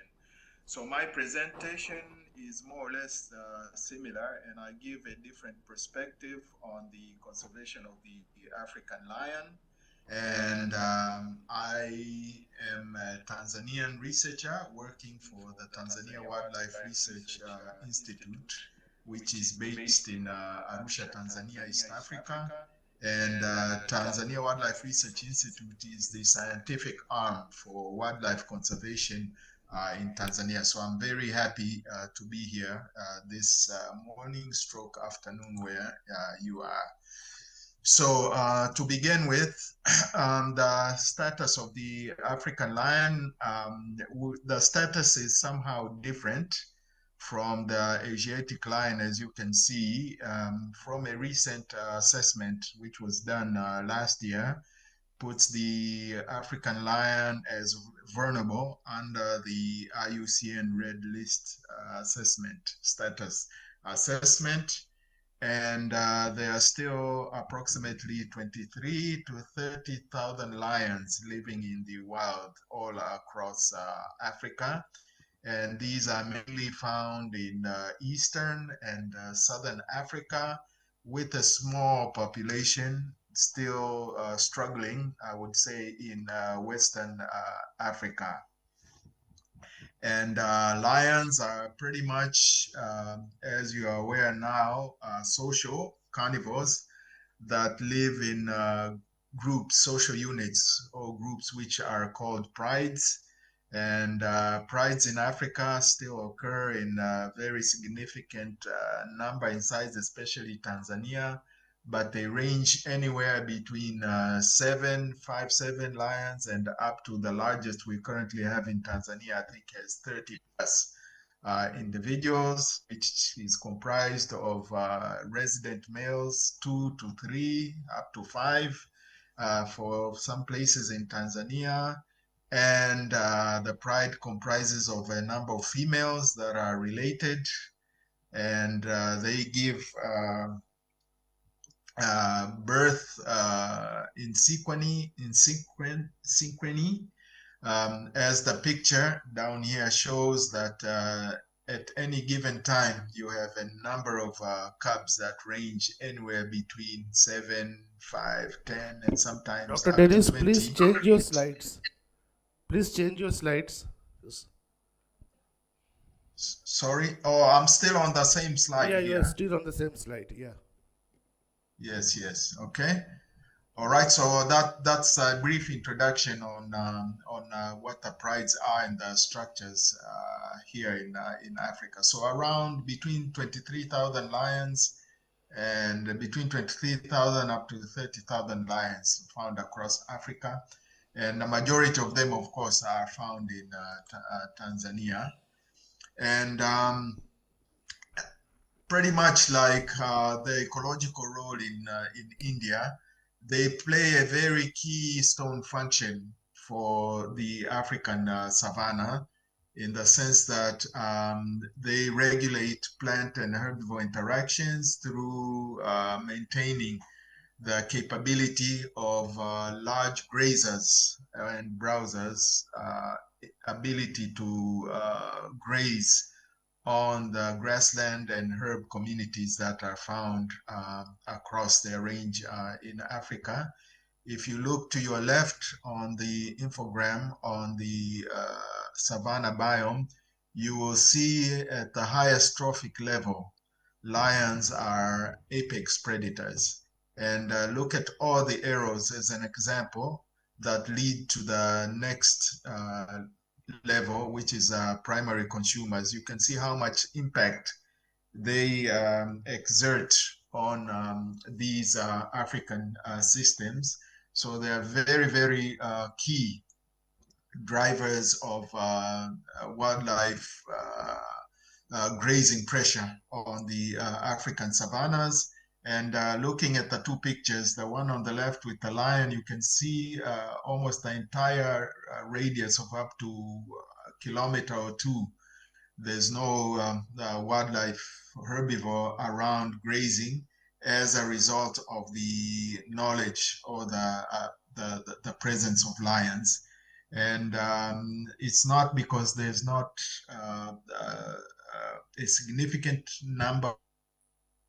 If you look into the diagram below, you will see the Serengeti, for example, migratory herds, which number up to 2 million plus, 1.25 wildebeest, over 600,000 zebra, all of them marching together as they graze across the landscape. So they are very, very key to maintaining the ecosystem stability in African savannas. Now, pretty much like the story of India, lions are in trouble and they continue to decline across much of Africa, even though there's a bit of good news that some populations in Southern Africa are actually quite stable and on the verge of increasing, which we're seeing now. And pretty much the same pressures that led to the decline of the Asiatic lion still operate in Africa. And key among these is the indiscriminate killings. Wherever lions co-occur with humans, conflict are inevitable, and for that matter, there are a number of reasons where communities and local wildlife officials sometimes find themselves in a position whereby these animals must be killed in order to maintain the status quo. So indiscriminate killings, we're talking of anywhere, I would say, between 200 to 300 lions killed annually across Africa. And that's a pretty significant number given how many there are still left. And then now, where surrounding communities are pastoralists or farmers, and lions predate on their livestock, creating significant damage, which is sometimes beyond the capability of these livestock keeping communities to hold. They result to what we call mass poisoning, retaliatory poisoning, as you see in the picture in the center here, whereby pride of lions was wiped out through indiscriminate poisoning. And this is a very, very big problem along the edges of all the Africa's lion populations, whether West Africa, Eastern Africa, and Southern Africa. And I was just reading the news this morning, and my colleague later will explain more, but of an unfortunate event of poisoning, which happened, I think, in the course of the last 2 days, where 4+ lions, which form a pride, were poisoned by the surrounding communities. And also another reason for decline, which is still under research and investigation, is the emerging market for body parts. in China and other countries in Asia.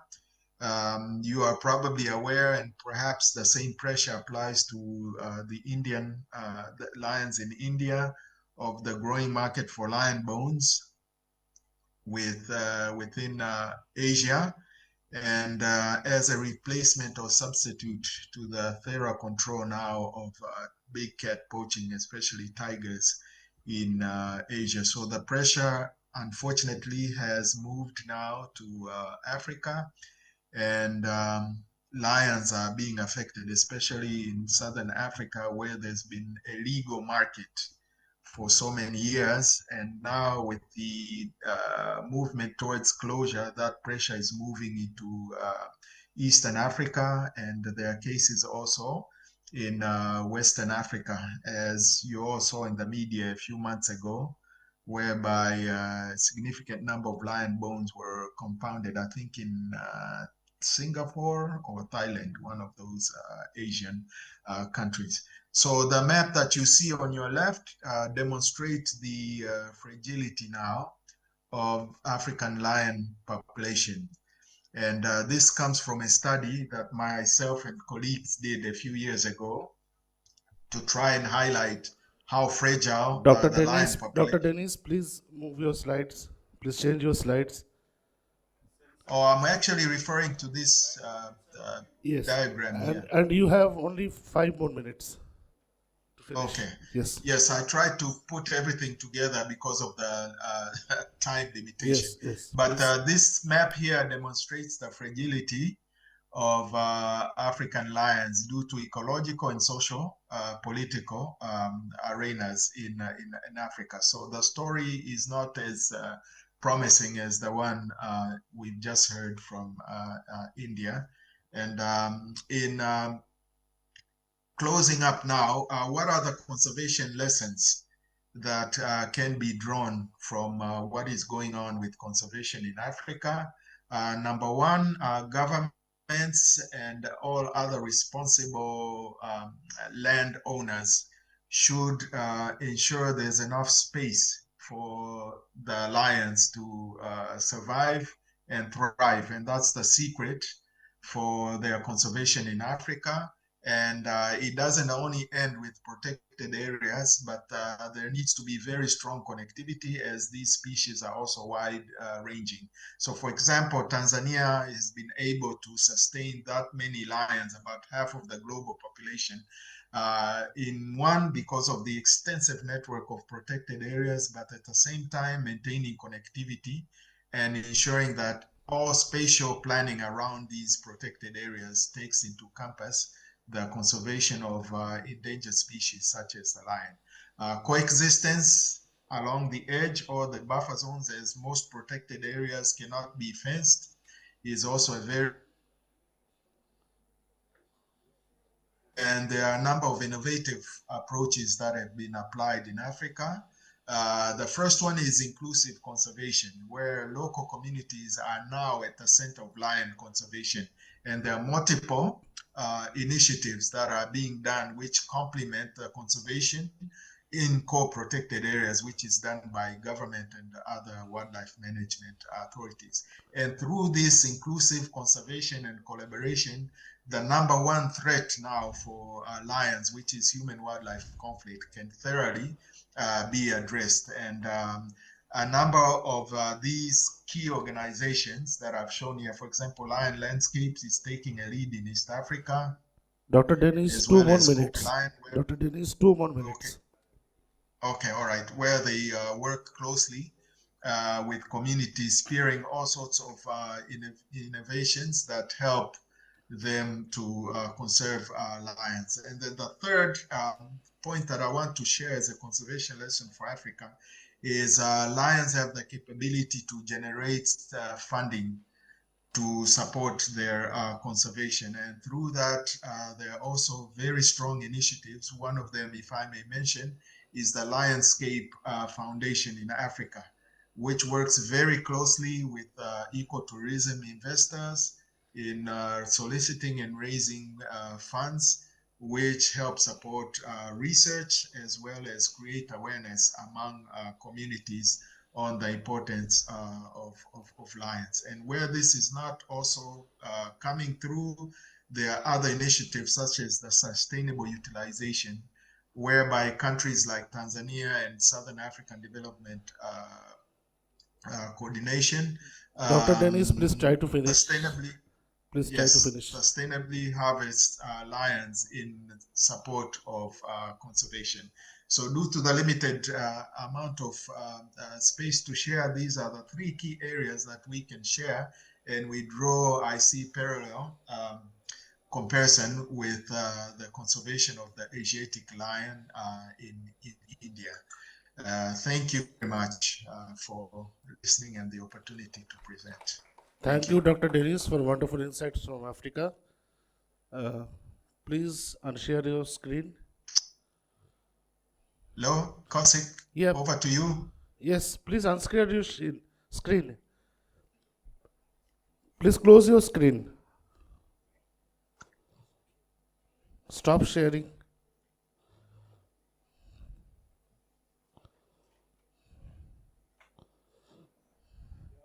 Yep, Dr. Leela, please. And please adhere to the time of 10 minutes. And please, Dr. Leela. Okay, thank you so much. And I can see we're a little bit in a rush, so I will try to move through the presentation.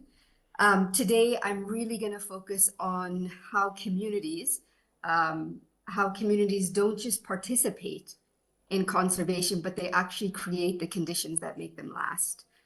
And the example I'm going to share today comes from Lion Guardians. It's an organization that is headquartered in southern Kenya, in Masailand, where our work has really been rooted in community lands for over 20 years. And as Dennis has shown, even the examples he's shown, we have expanded to those sites in Tanzania as well as Lion Guardians. But I'll focus on Kenya because it offers the clearest view of what community-led conservation has achieved over time. So as Dennis has shown, the historical range of lions was massive, but over time, especially over the last 20 years, the range has collapsed. And we have lost over 40% of the lion population. But what's very interesting here is that more than 50% of the lions remaining in Africa actually reside on community lands, not in protected areas. And in a place like Kenya, that percentage is much, much higher. So that's why coexistence is the only option in a place like Kenya. So when we look at why lions have disappeared from much of their range, the primary driver is not habitat loss alone, but also conflict with people following livestock loss, as Dennis has just spoken about. And this matters because, of course, lions are an apex species. So if we lose lions, we lose the entire balance of an ecosystem. And that helps regulate the ecosystem, but it also has massive economic and cultural benefits to lions that lions provide to people as well. So this is really the reality of, why Lion Guardians was created. It was there to help change the reduction, to stop lion killing. So in 2004, we began work in southern Kenya in the Amboseli-Tsavo ecosystem near Mount Kilimanjaro. And this was at the height of lion killing. I think Dennis talked about 200 or 300 lions being killed a year. At that point, in early 2000s, even more lions were being killed at that time. So the central question we faced at that time was, how do we make protecting lions more attractive than killing them? Especially when pastoralist communities, pastoral communities have such a deep value for their livestock. And so at that time, I spent more than 2 years living in Maasai communities, these communities where lion killing was really, really high. And it became very clear quickly that it wasn't about lack of care or respect for lions. It was about real livelihood loss. It was about exclusion from conservation, communities feeling very excluded from conservation, and a massive breakdown in trust with NGOs and government. So instead of starting the conservation work with enforcement, I started by listening and building relationships. And I think this is kind of at the core of the conversation that I really want to have today, is that when working with communities, you have to start with the relationships, building that trust, understanding their values and how their values connect to conservation. So those very deep relationships that were built led to really honest conversations with community Dr. leaders, Leela, 5 minutes more. Maasai Dr. Leela, with 5 minutes. Maasai warriors who were responsible for lion killing. And it eventually led to the birth of lion guardians.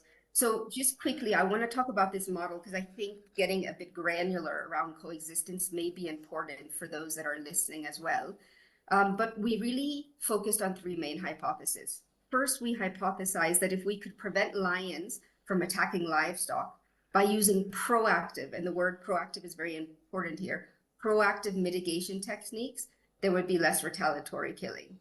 And secondly, by engaging warriors, and again, their traditional field knowledge, it would result in much greater sense of ownership. Again, ownership being a very key word here of the lions. And also we would get much richer data about the landscape and its species. And then finally, if we could work with respected individuals, particularly those who have killed lions in the past because they have a lot of prestige in the community, they could influence others to stop hunts before they actually happen. So the recruitment were with individuals or influential individuals as guardians.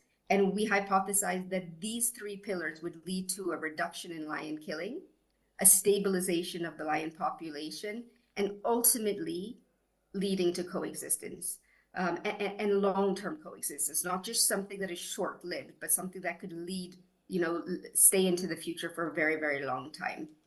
And so what's amazing is that this hypothesis was absolutely correct, because in the past 20 years, we have seen over a 90% reduction in lion killing in this landscape, a landscape where lion killing was so prevalent. I mean, I used to pick up dead lions almost every week when I first started the work. Also, there's been more than an 80% decrease in lion hunts after predation. That really is a great signal that tolerance has shifted.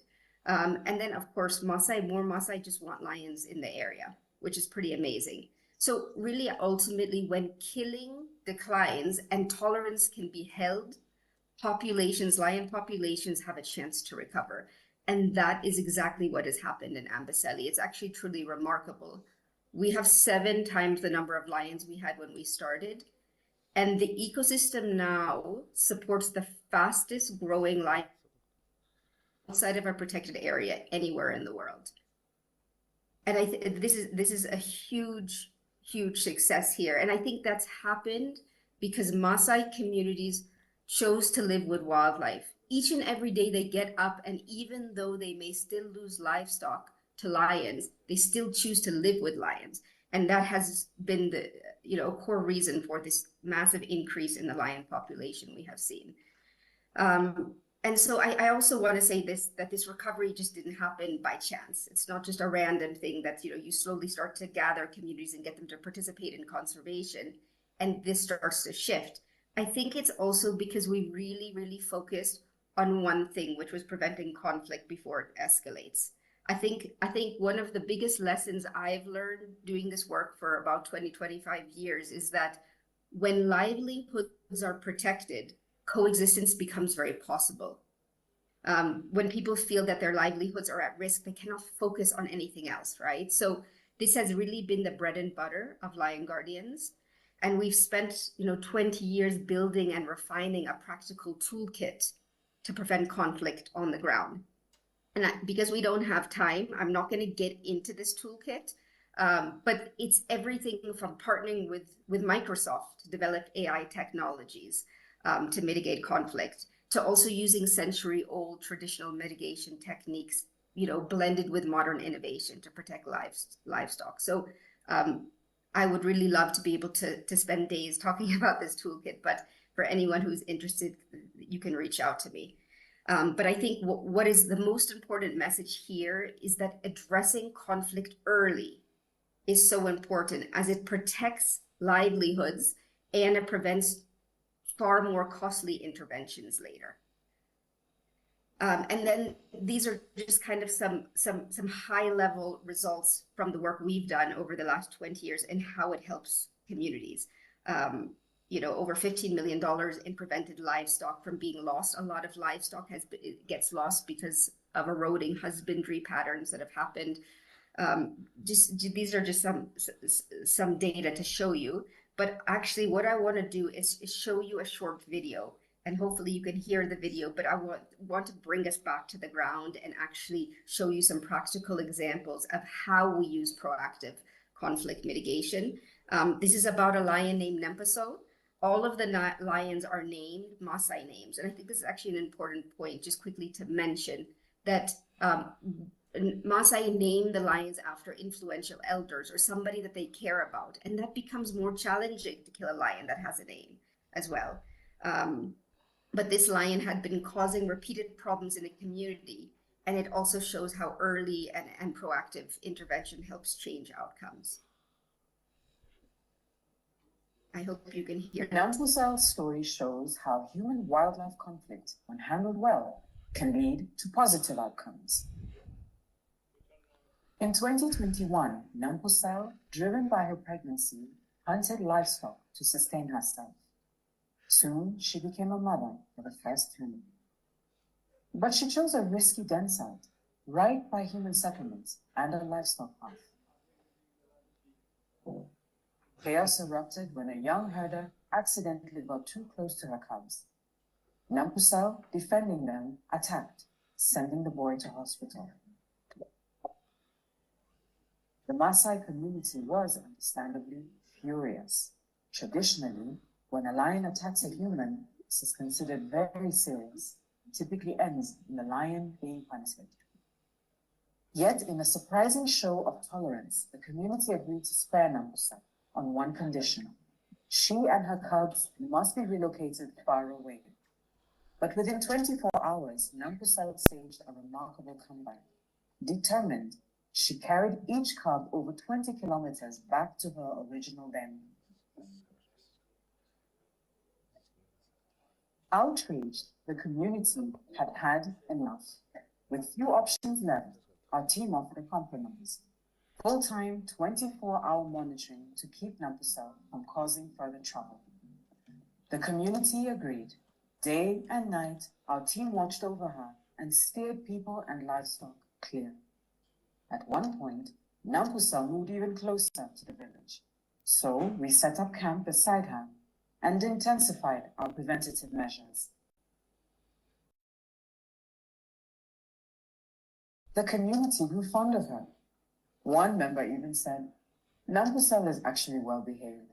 She only scratched the boy because he got too close. Such tolerance would have been unthinkable. The power of community-driven conservation. Against all odds, Nampusal successfully raised a daughter, Natana, from that first litter. Recently, we checked on them and discovered both lions had new cubs. Nampusal, now a grandmother, has not only given birth again to 5 cubs, but Natana has cubs of her own. This time, both lions chose den sites far from people and livestock, a testament to Nampusal's growth and the wisdom she's passed on. So I think this can really show the ripple effects of just how saving one lion can, through her cubs and her cubs' cubs, can provide so much balance to an entire ecosystem. So I'm going to rush through this and get to my last slide because I've been told we don't have much time left. But I think a lot of people have already spoken. The previous speakers have talked about the ripple effects of keeping lions alive, an apex predator in the ecosystem. But I think these are my big takeaways that I would really love for you to take away with you, is that when communities lead, not just participate, but actually lead in decision making, conservation works a lot better. It costs less, and people feel that great sense of ownership, which adds a lot to sustainability. Secondly, when conservation delivers real economic benefits, that's really about turning wildlife from a liability into a local economic asset. People are far more willing to live with wildlife. And then finally, addressing conflict early, reduces the need for costly enforcement later on, but while also delivering better results over time. And so I think of all of these is what really has made the recovery of lions around Amboseli possible in Kenya. And it also really shows how community conservation can complement government-led conservation, particularly on those buffer zones, because governments can't be everywhere, but communities are in adjacent landscapes. So thank you so much for your time, and enjoy the rest of your time together. Thank you, Dr. Leela, for wonderful presentation.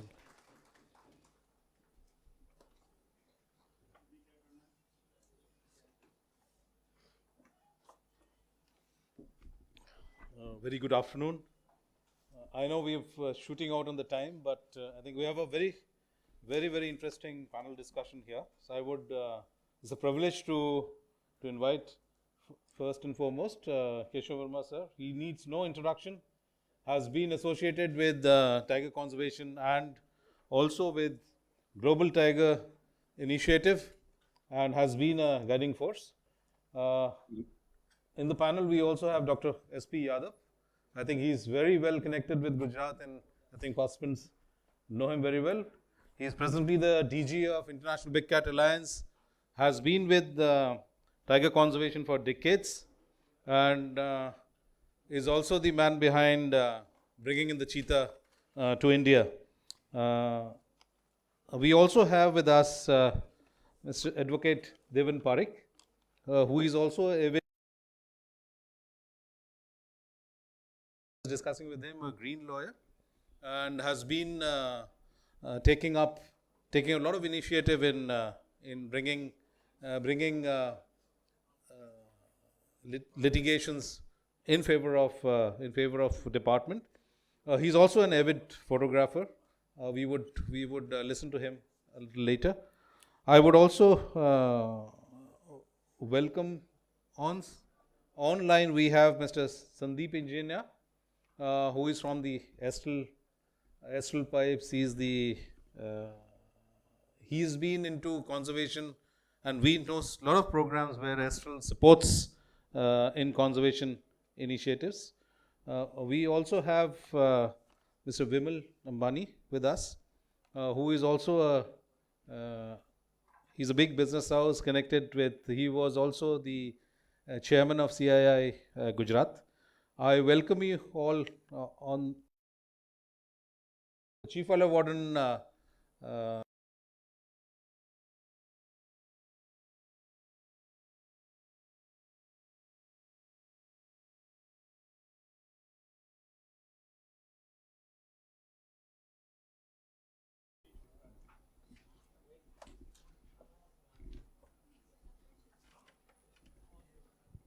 Thank you very much for the introductions, and I don't want to get too deep into other stuff, but I want to start.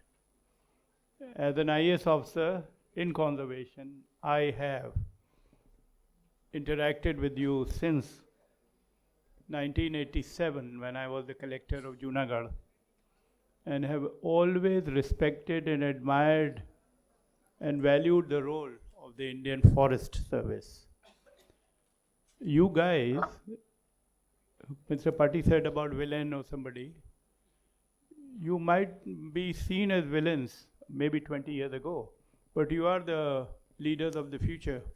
कोई तरीके से हिंदुस्तान आगे बढ़ नहीं सकता है unless we learn to understand the importance of conservation, sustainability. With only 28 trees per capita, हमको बहुत ग्रीन सोचना है, और पूरा पैराडाइम चेंज होगा. उस पैराडाइम में आप लोग लीडर्स होंगे, आप लोग हीरोज होंगे, और हम लोग who have also contributed to a lot of cutting down, हम लोग विलेंस के रोल पे चले जाएंगे. तो आप फिक्र ना करें, अच्छी है. You got a great future coming up. ठीक डॉक्टर राव, ठीक है बात. So I wanted to just take up few issues which are quickly, and we have very eminent people from the industry and from the legal side. Here, Mr. Sandeep, engineer, has been waiting. He and his son are the owners of Astral Engineers. We have Vimal, comes from one of those corporate houses, and of course, the Parikh Saab. So we have very good people, and we have Yadav, who has Yadav and I have been together since 2008, international meetings, and of course Mr. Jaipal Singh ji.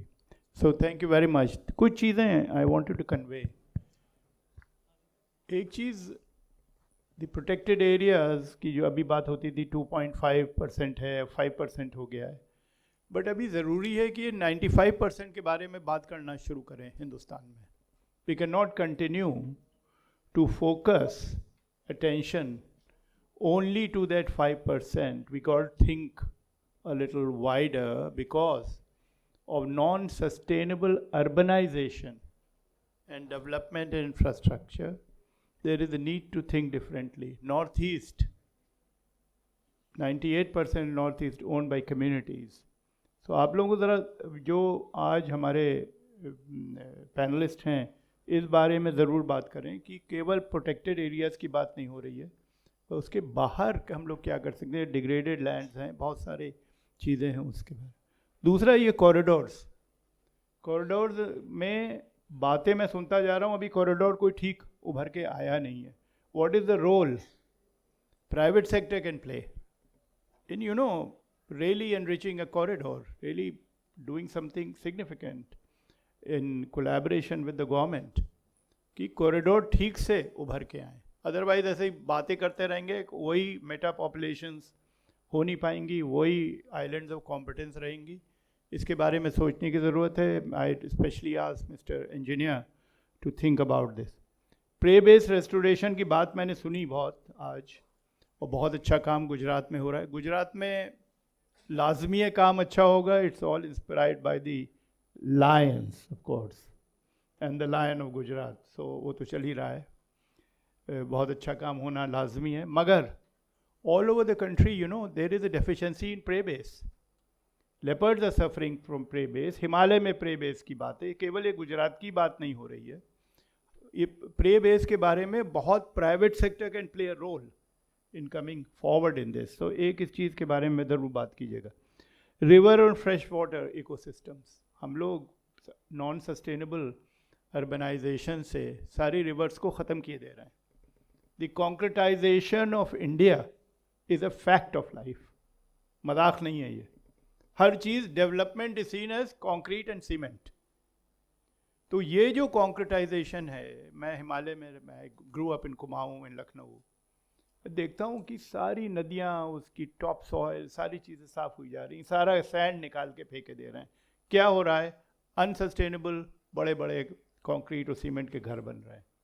क्या कर सकते हैं इस चीज़ में? We'll have to think about all these things, about new material for buildings. ये चीज़ पूरे अमेरिका में, मैंने go to America, the entire development is of construction is based on yellow pines and a different kind of development. Instead of उन्होंने अपनी नदियों को, अपनी सारी चीज़ों को बचा के रखा है एकदम प्रिस्टीन क्लीन. आप हमारी नदी के किसी के किनारे से गुजर जाइए, वो बदबू तो आएगी, चाहे वो गंगा हो या यमुना हो या कुछ भी हो. We haven't been able to do it. We can't. We have to do something significant about saving our rivers and our water bodies. Sabarmati riverfront, when I took over, sorry I'm taking 2-3 minutes more, थोड़ा indulgence दीजिएगा. When I took over it was 0% oxygen.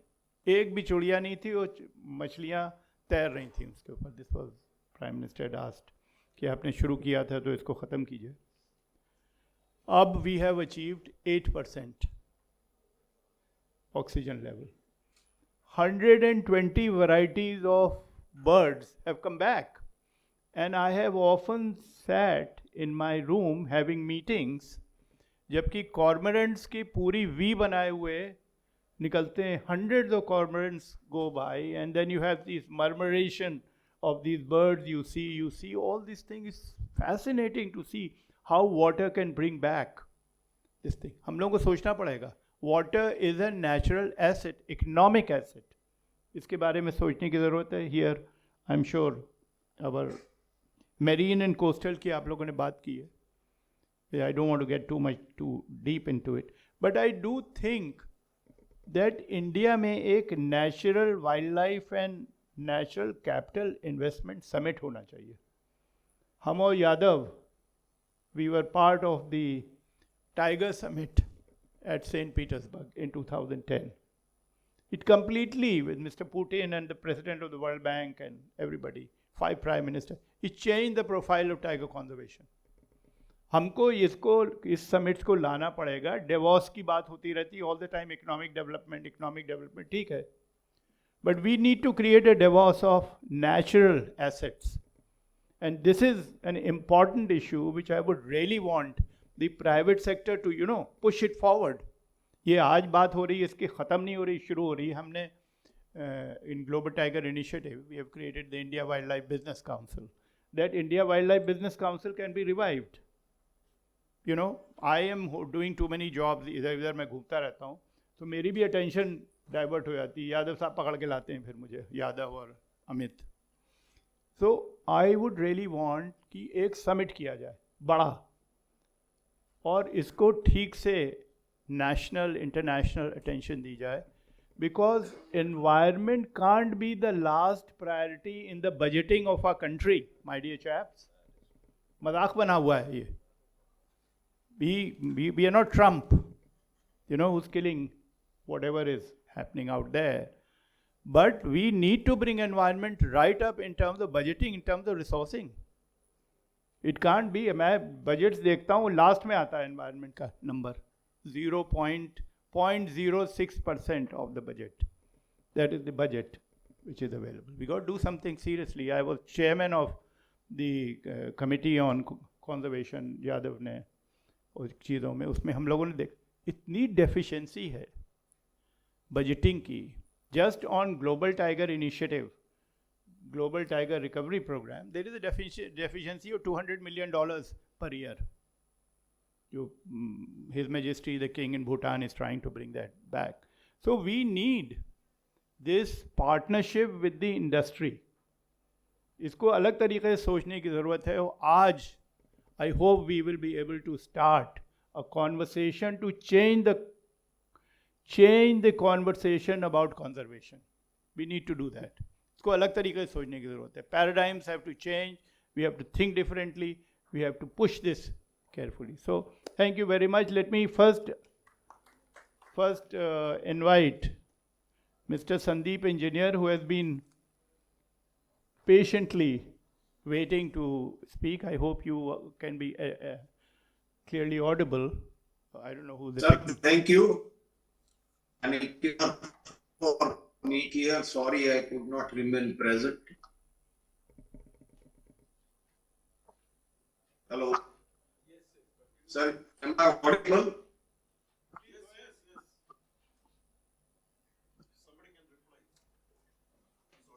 Hello. Sir, you are quite audible. You are audible. You please go ahead. Sir, thank you for inviting me in the panel. Sorry I could not remain present physically, but there are few things. When we in Astral Foundation have been working for now 10 years plus, and our CSR funds almost 70%.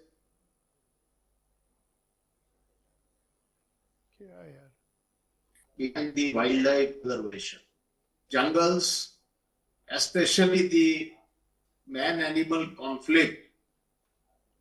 How do you take care of the man-animal conflict is very important. Second is what initiatives we should take to help the people who work in the jungle, because a lot of facilities have to be created for them. These are very important. And how we can expand our jungles, because if you have more tigers, then you need more bigger jungles. And the expansion of the wildlife sanctuaries is not happening to that extent. Also, the taking water to certain areas in the jungle, the facilities are quite weak and we need to work. Similarly, as now you have a tiger come in Gujarat at Ratan Mahal, how fast you can that is for the survival of the animal. Animal will move in corridors, but then you will need the ecosystem. So these ecosystems need to be created. And the biggest thing, if you see the national parks of Africa or many countries are 100% open for tourists. Whereas we have almost 70 or 80% non-tourist zones. So what is happening in non-tourist zone, how the animals are taken care of is unknown to anyone. And if there is a tourist zone, you see a particular tiger or a lion every day, and the protection of those animals increase a lot. We need also to relocate our lion as we relocated cheetahs from Africa. We have tiger coming in Gujarat. If you want the Asiatic lion species to survive for many, many coming centuries, you need to create one more habitat for the lions also. So our viewpoint is that India is great, doing great in wildlife with the vision of our Honorable Prime Minister who work more on this subject of the nature and the wildlife, but we need to do a lot more than what actually is done.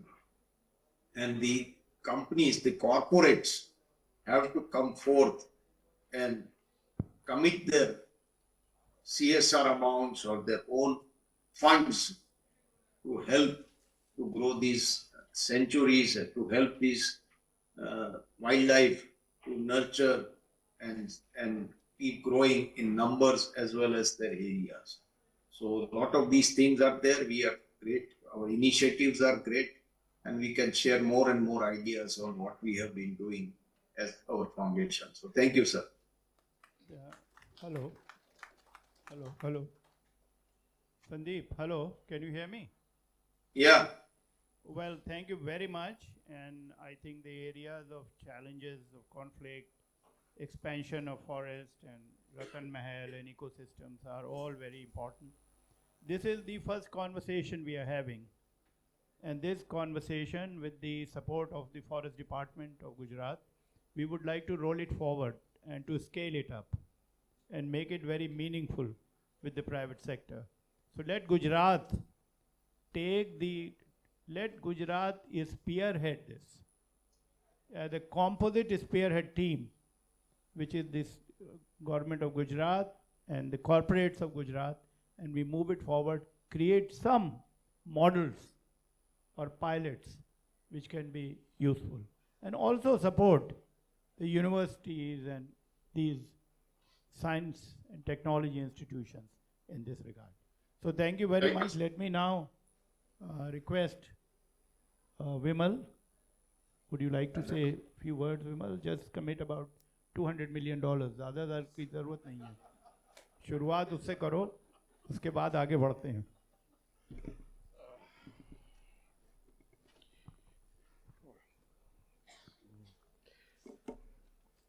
So I have prepared a very long speech of less than 2 pages, but I'll cut that also down short if possible.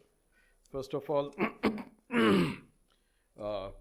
Principal Secretary Mr. Rao, Keshavji, our beloved Commissioner of Ahmedabad, who has changed the face of Ahmedabad, I would say, and dignitaries on the desk and guests.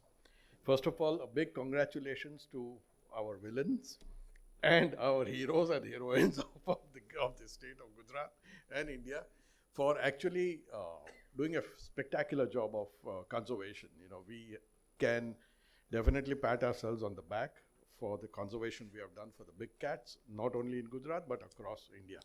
And it's very heartening to note from what we read on the papers is that cheetahs are dying, but I'm told 22 cubs have been born, and even their cubs have been born in India. So it's a great news and very comforting to hear that. So congratulations on that front also. Now, in the last couple of hours that we have been discussed, everybody has spoken about why conservation, how big cats are responsible for the ecology, for tourism, what's the net benefit, etc. So I'm not going to belabor those points again. And the net contribution to tourism and that it can give. Tourism as an industry has always been one of the best foreign exchange earners, even better than, I would say, software or IT industry. Just to put things in perspective, the IT exports of India equals almost the crude oil exports of Saudi Arabia. So, you know, what is the potential of tourism? We can judge from that, especially from a country which has something unique to offer across the world. We are about the only country which has a tiger population in the wild, and also the other big cats are 5 out of the 7, if I'm right, correct? Anyway, but what I think is, you know, the issue is, you know, I've been given the job to speak on financing the this conservation or things like that. And it's almost like the job of a criminal lawyer defending a criminal in some sense in this gathering here. You know, now if you want to promote tourism as an industry, it will have some amount of impact on the ecology. You know, there's no getting away from that fact. How do we manage that conflict? How do we minimize the impact of that impact onto the ecology and the wildlife and the forests, etc.? That is what is material. And how do we ourselves as citizens or as tourists behave? The last thing we want to do is take potato chips wrappers and throw them in the forest. You know, and if we do it, how can we expect others not to do it? So we need to be, you know, aware of that situation. Now, to put into perspective, and I'll be challenged definitely by my friend here, I believe the wildlife or the sanctuary part of Gir forest, the greater Gir forest and Masai Mara, just roughly speaking, they're approximately the similar size, 1.5 lakh hectares versus 180 hectares, 1,80,000 hectares, etc. But if you see, and in terms of number of tourists, 5 lakh tourists, 6 lakh tourists, so comparable. It's not 5,000 versus 6 lakhs. So it's comparable to in terms of tourists. But in terms of tourism income, their magnitudes higher, because of course they have placed themselves only at the premium edge of the tourist circuit, etc. Whereas we as a country have catered to the whole gamut or spectrum. You can go from a very low budget tourist holiday to a very premium tourist holiday, which is the way to go. I don't think we should be going to the premium range only in some sense. Okay. Now, having said that, we need to redefine or reposition our what we have in the country. You know, Masai Mara or Kenya or Africa has positioned Big Five, Big Five, Big Five, and that's a message which has gone through. Whereas we can offer a different Big Five. Where in the world can you go in the morning in the Gir forest, see the lions, maybe afternoon, next day, or third day, or fourth day, if the flights were put into order, you can have a tiger sanctuary. 3 days later, you can see a Taj Mahal, one of the wonders of the world, and go to a yoga sanctuary, etc. in the third day. You know, if you look at a typical European holiday, you know, if we are looking at attracting European customers, they're typically talking about a week or 10 days holiday. Now, if you're trying to cover 2 parks in India with the current flight schedules, current travel schedules, there is no way you can do 2 parks. There is no way you can do a lion sanctuary and then go see a tiger sanctuary and maybe push in Agra or rather the Taj Mahal. You know, and nobody goes to Paris. Nobody goes to Paris to see the Eiffel Tower. They see the Eiffel Tower because they are in Paris to begin with. Okay? So it is a far stretch to say diehard fans will definitely come to see the black leopard in Kabini forest, or the diehard fans will definitely come to see the only preserve of Asiatic, lion in that sense.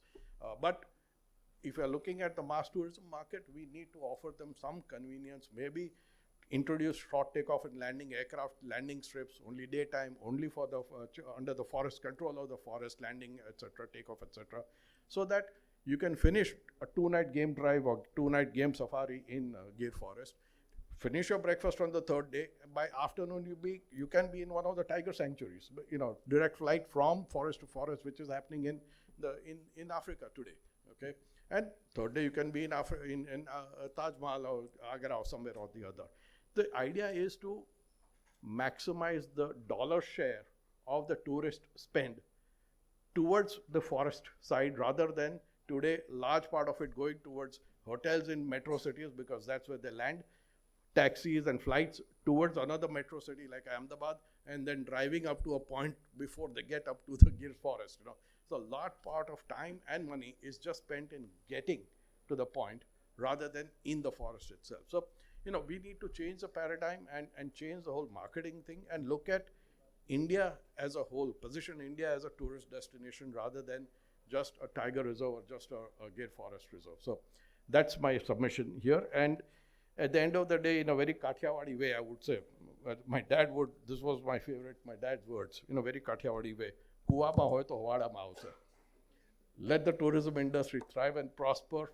If that tourism industry thrives and prospers, we can expect the tourism industry to contribute 5%, 10% of the revenue towards the tourism department by way of park fees, by way of fees, landing fees, etc. I'm not saying royalty or anything like that. So fees can be organized so that the money goes directly to the tourism department towards promotion of tourism and towards preservation of the forest and the ecology. So I think we need to change the overall view of that. Thank you. Vimal, thank you very much. But this doesn't stop here by you're giving an idea about it. Starts here. You will have to play a role of advocates and stewards from the industry. This is the critical part.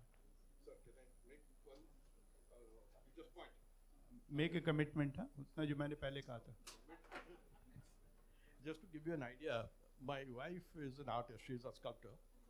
She had contributed an elephant to the elephant parade, which was by the Prince of UK, Prince Charles at that time. He's now King Charles.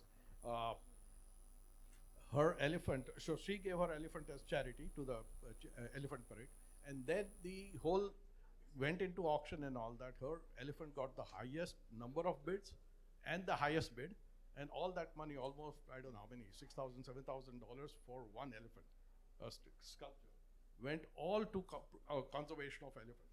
Of course, that was not my wife's contribution. My wife contributed the elephant to the charity, and then the charity raised the money and sold it. So that's the kind of potential. ठीक है. We have another session to start. Please, Yeah, but we have got a bit of an overhang. We have private, we have people from the private sector. I'm seeing that. Technical session है ना आपका?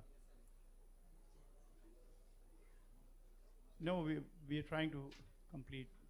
जो बाहर के लोग हैं उनकी पहले बात सुन लें, अपनी बात हम लोग कर लेंगे.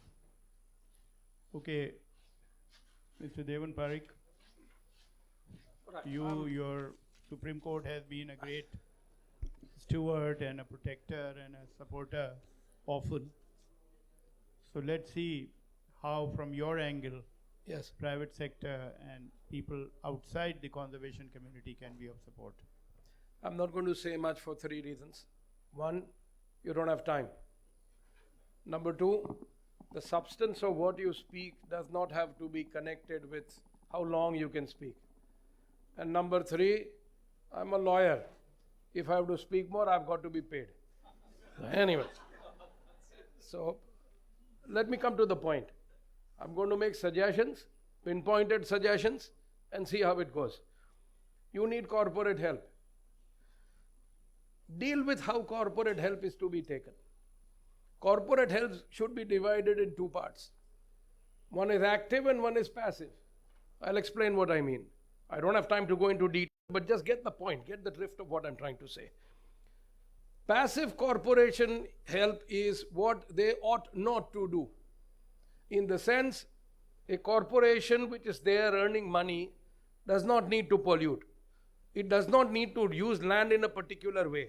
It does not need to use soil in a particular way which is destructive. It does not need to destroy mangroves. It does not need to do various things, like if there is an area outside the sanctuary for 5 kilometers where you can't construct, it should not construct. Now this is passive part of contribution so far as the corporation is concerned. But this passiveness, what they cannot do, is being done regularly, leading to litigation. Now I have an idea here, or at least the thought process here. It's very important, therefore, to make corporations passively comply to involve their chamber of commerces. And this should be done. It is possible to involve chamber of commerces or organizations concerned with industry by not basic legislation, even by supplementary legislations or even by instructions. So it is, you will, 2-3 things. When you set standards for pollution, the chambers have to be involved, number one.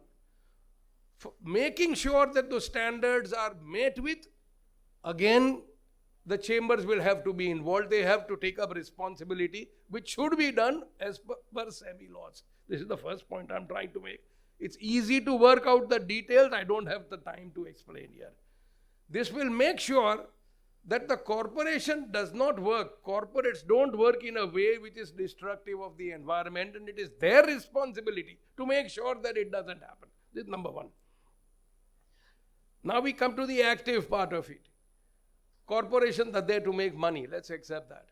And unless the managing director is someone like Mr. Engineer who is here to really help out, they are only going to look to their gains. You have something called CSR. We are all aware. CSR will cover almost every activity that you are doing so far as the forest is concerned. Every activity, no matter how much you can think, is covered. The problem is here.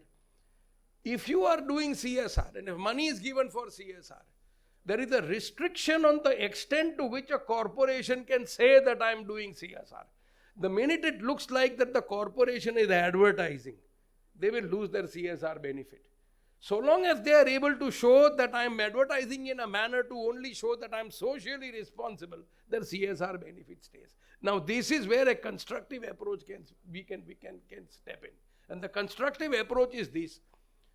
The government itself, or organized like Project Tiger, organizations like we have in our forest department, government itself will set rules, and I will suggest something that can be done. I'll put a couple of suggestions. If somebody is giving you more than a particular amount, you fix whatever limit you want. 50 lakhs, 1 crore, 10 crores, whatever you want. Make it possible then for the corporation to claim, the person who is giving you that money to claim that they have given this money for the purpose of conservation. Insofar as your parks are concerned, as soon as you enter the park, there has to be a scroll of honor saying that this is the money that I am receiving from this corporation. Your site should carry this. If you make something, for example, there is Project Tiger. They are trying to do something very big. Sell your tigers. I'll tell you what I mean by selling your tigers. Internationally, it is very much rewarded. People in the Western world really like a fact. Like there is negativity established with the fact that your labor is not treated properly. Positivity is established with the fact that you are doing something for conservation. Allow them to have a specific symbol which is adopted. Develop a symbol by which you can say, I am contributing for the purpose of protecting a tiger. Or this is my protection so far as the environment. Fixed limits, which can be 10 crores, 20 crores, whatever you want. But big corporations then can sell their product and tell the world that this is the emblem which I am using, which shows that I am I'm contributing somewhere towards Project Tiger. Now these are things that you need to do. The ministry also needs to take its own up to make sure that it goes to corporations and managing directors and make sure that they are going to give you money. But this can happen only if this kind of thing is taken. Having said that, the reason why I'm saying so, as very correctly suggested, there are, as I understand, 58 reserves in 18 states under Project Tigers. The allocation which was there in 23-24 is 331 crores. And what is there now since the last one has gone down to 290 crores. The number of tigers that you have is 3682. This is 7.8 lakhs per tiger. Now I want to tell you a very stark figure. The pet industry, जो हम कुत्ते हैं, अपना कुतरा होए, the pets which are there, The pet industry is estimated right now at $10 billion. That is 90 crore rupees. And it is expected to go up to $250 billion by 2032. As against that, your national pet is being given 7.8 lakhs. Now, this is where, as Mr. Verma correctly suggested, there has to be a rethinking. 51 AG of the Constitution says it is every person's duty to make sure that wildlife is taken care of. 48A says that the state should do that, but this is where we are. Now, I want to point out just 4 or 5 points, and I will leave it at that. While you are at protection, there are times when your fine print is being lost. And I want to point out that some disturbing facts in what I notice when I go to wildlife resorts, and I will finish off what I have to say with that. Number one, whenever you go to a resort, you have this line of tourists misbehaving with the cars. Why is it not possible to have a ranger car always there during tourist time to manage whatever is happening there? It has to be there. And you have to find people there. Ranger cars must be there. Number two is a little controversial, if I may say so, but I think that is the right way to go. A person comes to wildlife to see the animal.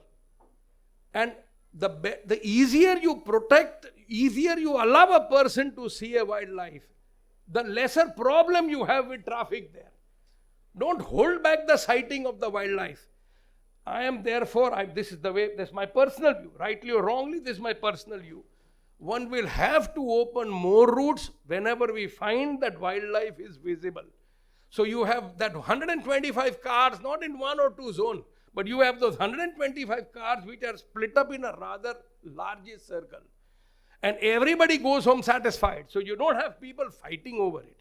Now, there is a lot of restrictions which are placed in this regard, which according to me are unnecessary. Going to the next point, neutering of mastiffs or neutering of normal animals which are dealing with wildlife. What is wrong if all of us know that so far as snow leopards are concerned, the Tibetan mastiffs are creating a problem. Why is it not possible to neuter them? Why can't we stop in to do that? In our reserves right now, what is happening in Gujarat is there is crossbreeding taking place between dogs and wolves. Something should be done about that. There is a problem right now in feeding of gulls. You know the breed of black-headed gulls and brown-headed gulls. Because these gathiyas are given to them, there are no black-headed gulls and no brown-headed gulls right now available in Gujarat. Now these are things that are required to be fine-tuned. I have more points. There is too less time. I thought I will just share some thought processes. I can do even other ideas are also there for paucity of time, as I know there is some technical standard there. Thank you for giving me this opportunity.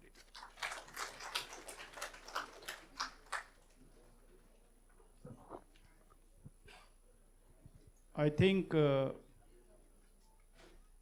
these are interesting, important points, and I am sure we will we will take more of your time without paying, of course. And we have to come together on all these issues seriously and contribute. See, we should continue to meet the forest officials regularly on a regular basis, every 3 months or something, and really see how we can move all this forward. Let me close this session to the relief of this gentleman in the blue shirt. So let me close this session. Thank you very much. Don't forget the idea of having an investment summit. Keep that in mind. Think differently about the importance of what you're doing. You can't allow people to think that environment is growth negative. It's completely unacceptable. और आज जब हम 500-600 AQI में बैठे हुए हैं दिल्ली में और 300 में बैठे हैं अहमदाबाद में, तो this is not negative. लोग मर रहे हैं इसके चक्कर में. And this has to be accepted. And therefore you should be proud and really confident and actually aggressive about your stance as foresters, as environmentalists.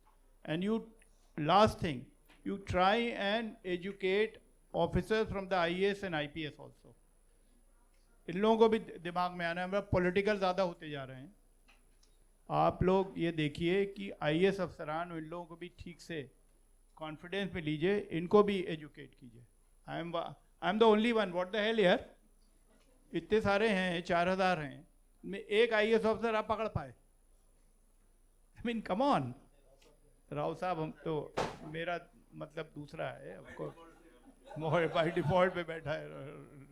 मैं कह रहा हूँ कि आपको ये पैशन IAS अफसरानों में डेवलप करना पड़ेगा. हम लोगों को ज़रूरत है करने की. All of us will have to think differently about our own country and think about the posterity. छोड़ के क्या जाने वाले हैं भाई? मैं तो I am chairman of the high level committee on urban planning, government of India, government of Gujarat, advisors to so many other places and other things. मैं देख रहा हूँ क्या तमाशा हो रहा है. हम टाइगर टाउन्स और इन सब की चीज़ों की बातें शुरू कर रहे हैं, कोशिश कर रहे हैं करने की. But non sustainable urbanisation is creating a huge issue in our country. इसको seriously लेना पड़ेगा सबको. So let's come together on a platform of sustainability, as Dr. Rao has said. And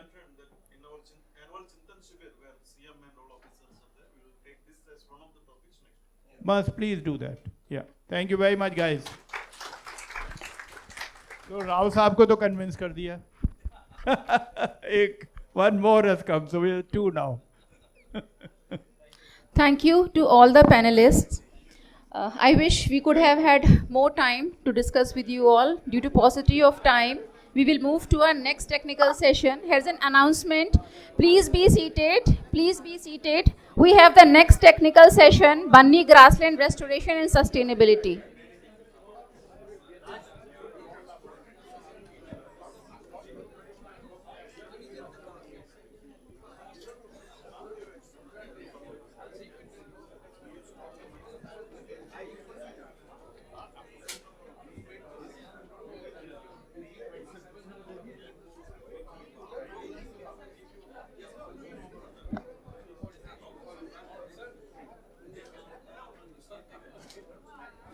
बैठ ही नहीं.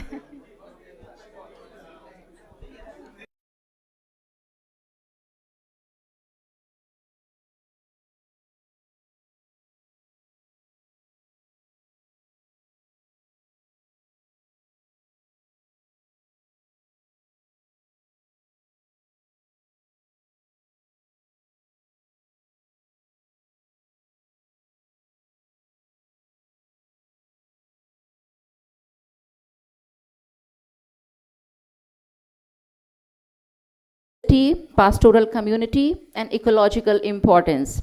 It is spread over 3,847 square kilometers and has more than 275 avian species, several grass species, and diverse wildlife. Around 22 ethnic groups, such as the pastoralists, that is the Maldharis, inhabit this area. 2 protected areas, that is Kutch Desert Wildlife Sanctuary and the Charidand Conservation Reserve, are part of this Banni ecosystem. So with this, without taking much of your time, I request Shri Bhavani Prasad Pati sir, IFS, PCCF, to please introduce the subject to the audience. Okay, so because of the dearth of time, I request the session moderator, Shri Keshav Verma ji, IAS, retired, to please. Keshav Verma लिखा है इसमें, उसमें भी केशव वर्मा लिखा है. May I request who is the moderator for this session? Okay, I'm extremely sorry. I have a previous draft of it, so I request Dr. V. Vijay Kumar, director from Gujarat Institute of Desert Ecology, Bhuj, to please moderate the session. Over to you, sir.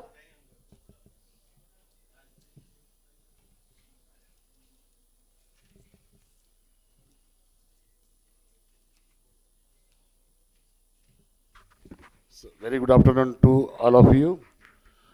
Today, this is a very interesting session, Banni grasslands, and this is one of the important grasslands and the single largest stretch of grasslands found in the country. And Bunny grassland was once referred as Asia's finest grassland. However, 1970s, Bunny started degrading because of three reasons.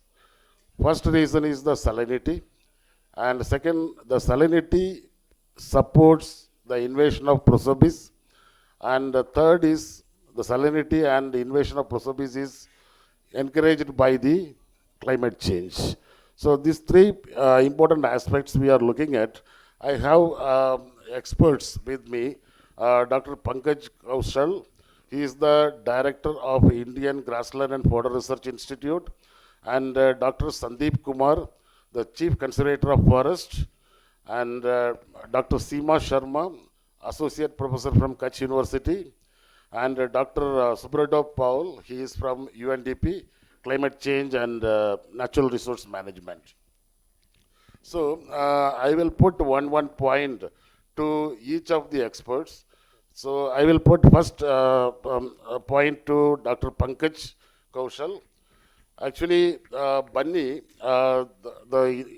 is inherently saline, but presentation be 1 minute. Bunny is inherently saline. And second, the Grow More Food policy came in 1960s. To increase the irrigation facilities, they have constructed lots of check dams across the rivers. So these rivers once opened into Bunny and flood the Bunny. So that controlled the salinity of the soil salinity of the Bunny. And when the dams were constructed, the fresh water flowing into Bunny stopped. Because of that, the salinity started increasing. So the salinity increasing at the rate of 80 square kilometer per year. And secondly, desertification, land degradation. SAC report says that nearly 97 million hectares area is under desertification, land degradation, in which one of the factors, salinity as a factor for desertification, land degradation was reported from 3.64 lakh hectares. Out of this 3.64 lakh hectares, 71% is located in Gujarat. So Gujarat has many areas, and salinity is one of the important problem in Gujarat. So my one point to Dr. Pankaj Kaushal, under the prevailing salinity scenario, what scientific and policy interventions do you see most urgent for restoring the ecological balance of Bunny grasslands, particularly in addressing the soil salinity, while supporting the biodiversity conservation and pastoral livelihoods? So while in your presentations, it is 5 minutes to 6 minutes you can make the presentation. In that, you please cover this point also.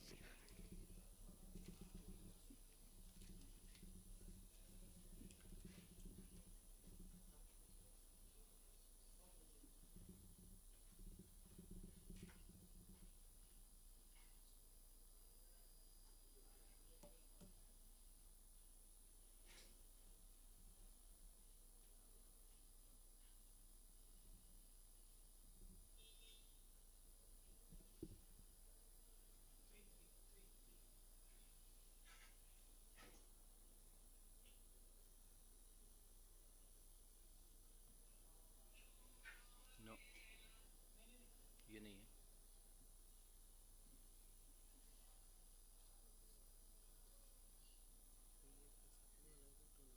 नहीं ये भी नहीं है somebody can help where it is downloaded unable to find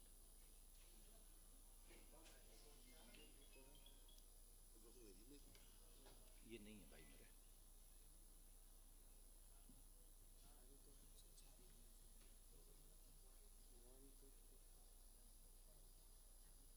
नहीं उनके पास था चौधरी साहब के पास था चौधरी साहब ट्राई अगेन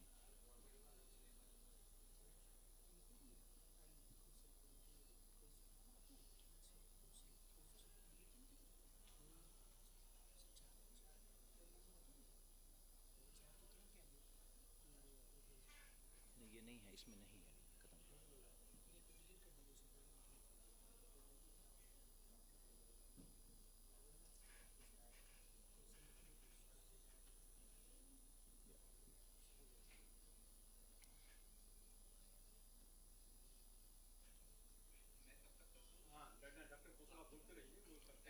या आवाज आ रही है मेरी?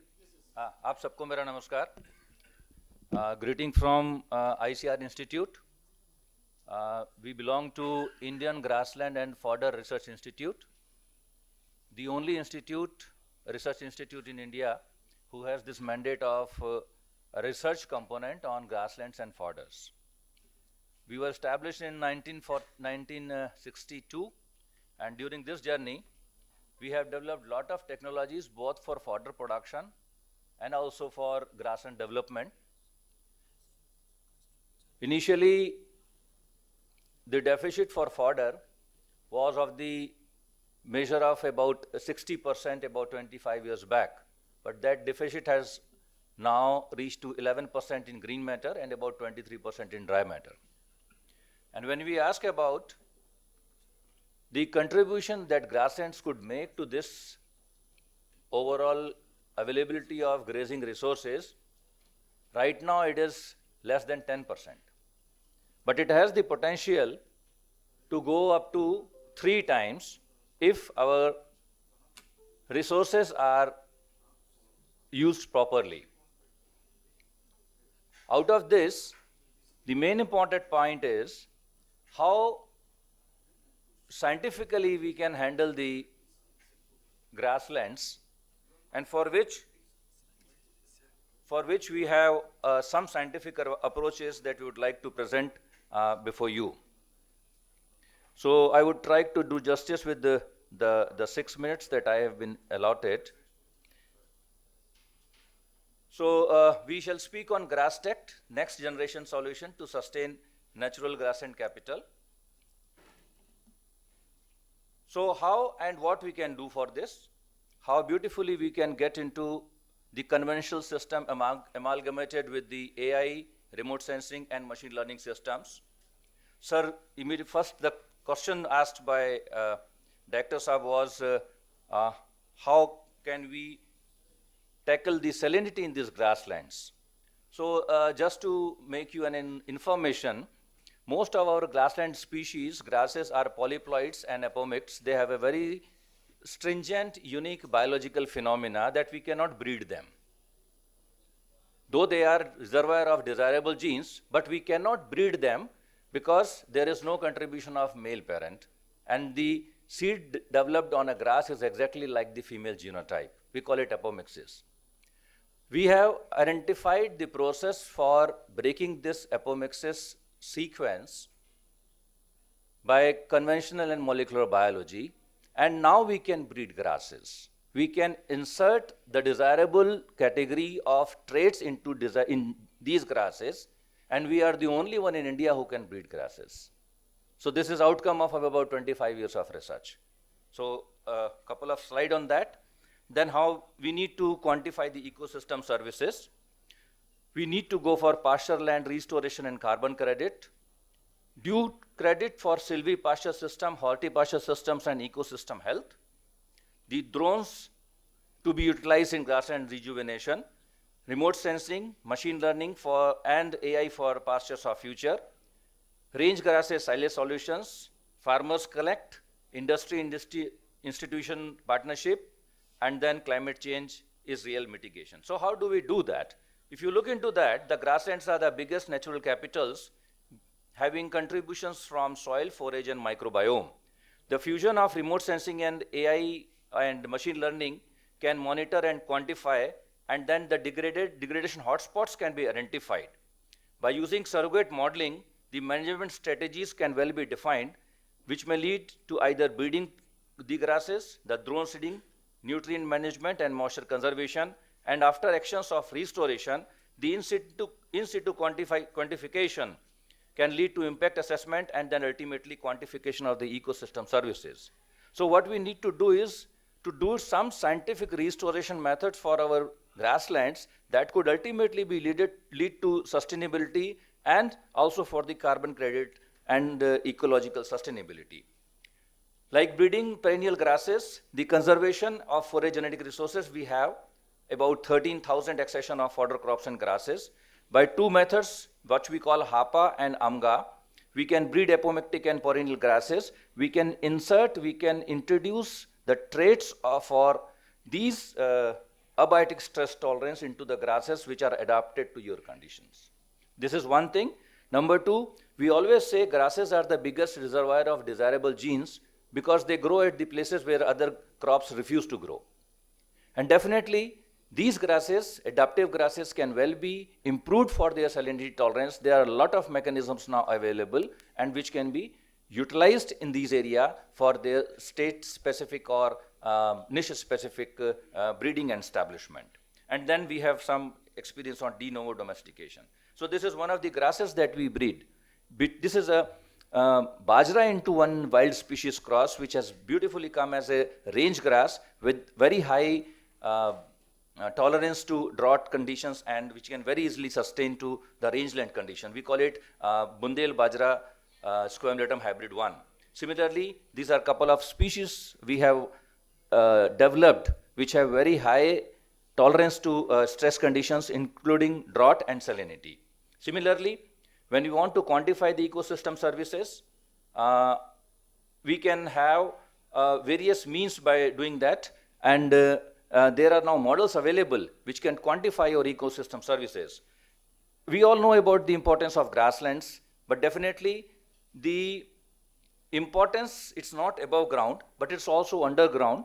It improves the soil microbiome, it improves the carbon sequestration, it improves the honeybee involvement, improves the biodiversity, and all that has been empirically proved.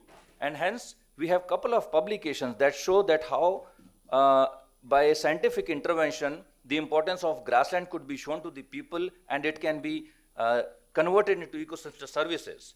Similarly, just to give you an idea about what exactly the way would be or what exactly the importance of grassland would be. So one of the studies clearly showed that 80% forest cover, 25 years old, 80% forest covers controls or soil erosion and water erosion in 1 year.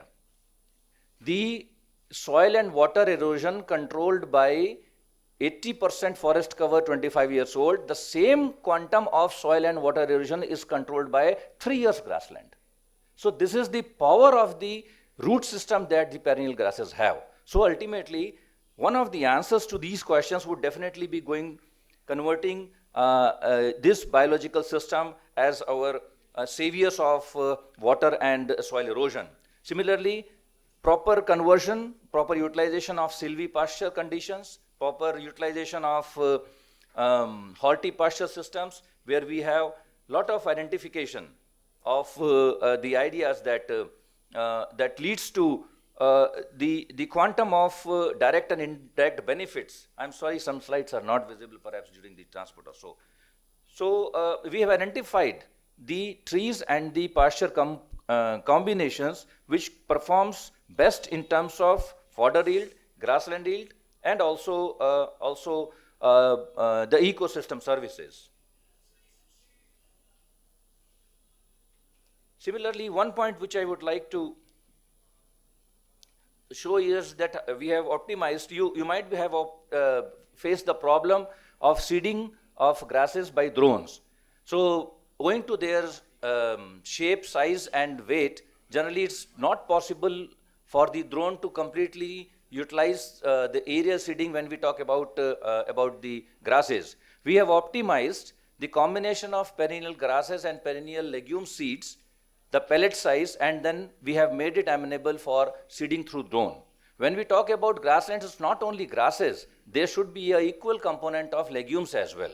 So grasses and legumes, we have optimized this, and when you can see, we started with this patch of land, and now we have converted to this patch of land. This is by aerial seeding in our farm area.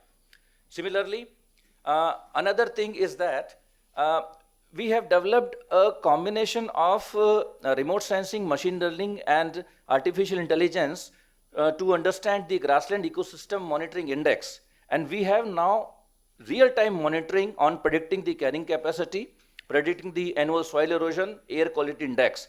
By sitting at your laptop, you can very well make it clear that how many animals are grazing in your grassland. This we have done as a survey in Amrit Mahal grassland, and we are now in progressing towards Banni grassland as well. But this model we would like to take to all those 12 ethnic grasslands, whereby simply by sitting at your laptop you can tell what is the grazing pressure and what is the overall productivity of the grasslands. Similarly, second point that one slide very clearly showed that you are making leaf blocks of the material that is harvested. We have developed technologies that other than crops like maize and sugarcane, we have developed silage making qualities from these perennial grasses. So that would be another part where the farmers or the PPP model can work out to have silages from these perennial grasses. So we have done it for Sanchrus ciliaris, Sehima nervosum, Lolium dactylis, and lot many. Similarly, PPP, definitely we had a lot of discussion on that. And looking into this, the International Year of Pastoralist in 2026, such kind of activities become more important.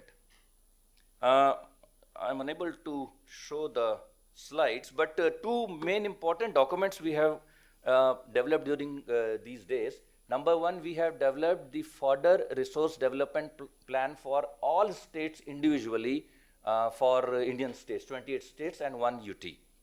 That shows very clearly what is the livestock liability or availability with them, what are the agroecological zones, or kitne janwar hain, what is the requirement of the fodder, and what is the production of the fodder, what is the deficit, and deficit kaise pura kar sakte hain hum by either fodder crops or grasslands or concentrates, and then what are the roadmap to touch this to attain this deficit completion. What are the activity charts, and हर उस activity chart में कितना potential, कितना पैसा लगेगा by the state governments. Happy to announce that out of 28 states, 9 states have adopted to our grassland fodder resource policy paper, and they have significantly diverting the funds to that. Secondly, we don't have a grazing policy or grassland policy in India. We have drafted a grazing and grassland policy, which we have given to individual ministries, and we are in active state of its adoption by state government and the Indian government as well. Oh, it's all. Thank you very much.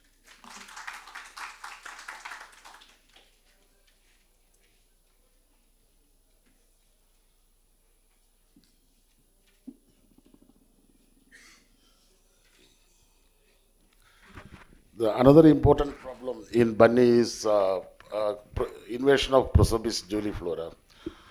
In late 1950s, nearly 31,550 hectares area was planted along the northern fringe of Banni to control the wind-borne salt particles entering into inland areas to reduce the soil salinity.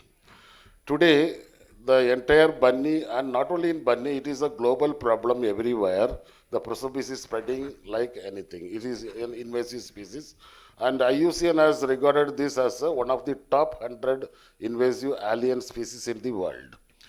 And now today, if you look at the things, the Prosopis produce parts twice in a year. One is during November, December, and second is during March, April and May. April, May, the production is a little high, and one tree can produce around 20 kg Prosopis parts, and one means each Prosopis parts has 21 to 28 seeds. Means it can one tree can produce 6 to 9 lakh seeds. And Banni, there are more than 1.25 lakh cattle, and one cattle can defecate 14 times in a day. And the main spreading of this Prosopis is by livestock and herbivores. And if 1 lakh cattle, if you imagine, 1 lakh cattle, per day, 14 lakh locations, it is distributing the seeds.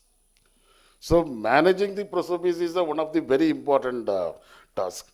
So I am requesting Dr. Sandeep Ji, Chief Conservator of Forest, what management strategies are currently being implemented by the Forest Department to control the invasion of Prosopis juliflora in Banni grasslands, and how effective are these measures? Sri Sandeep Ji.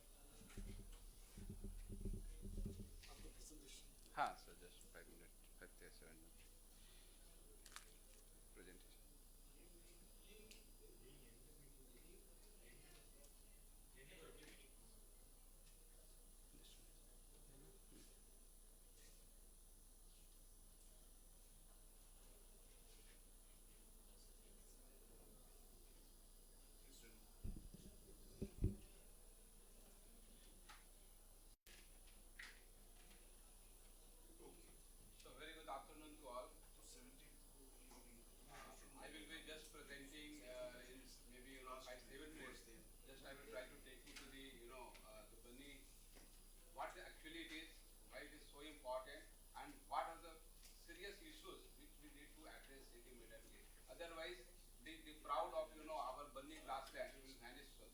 Okay, so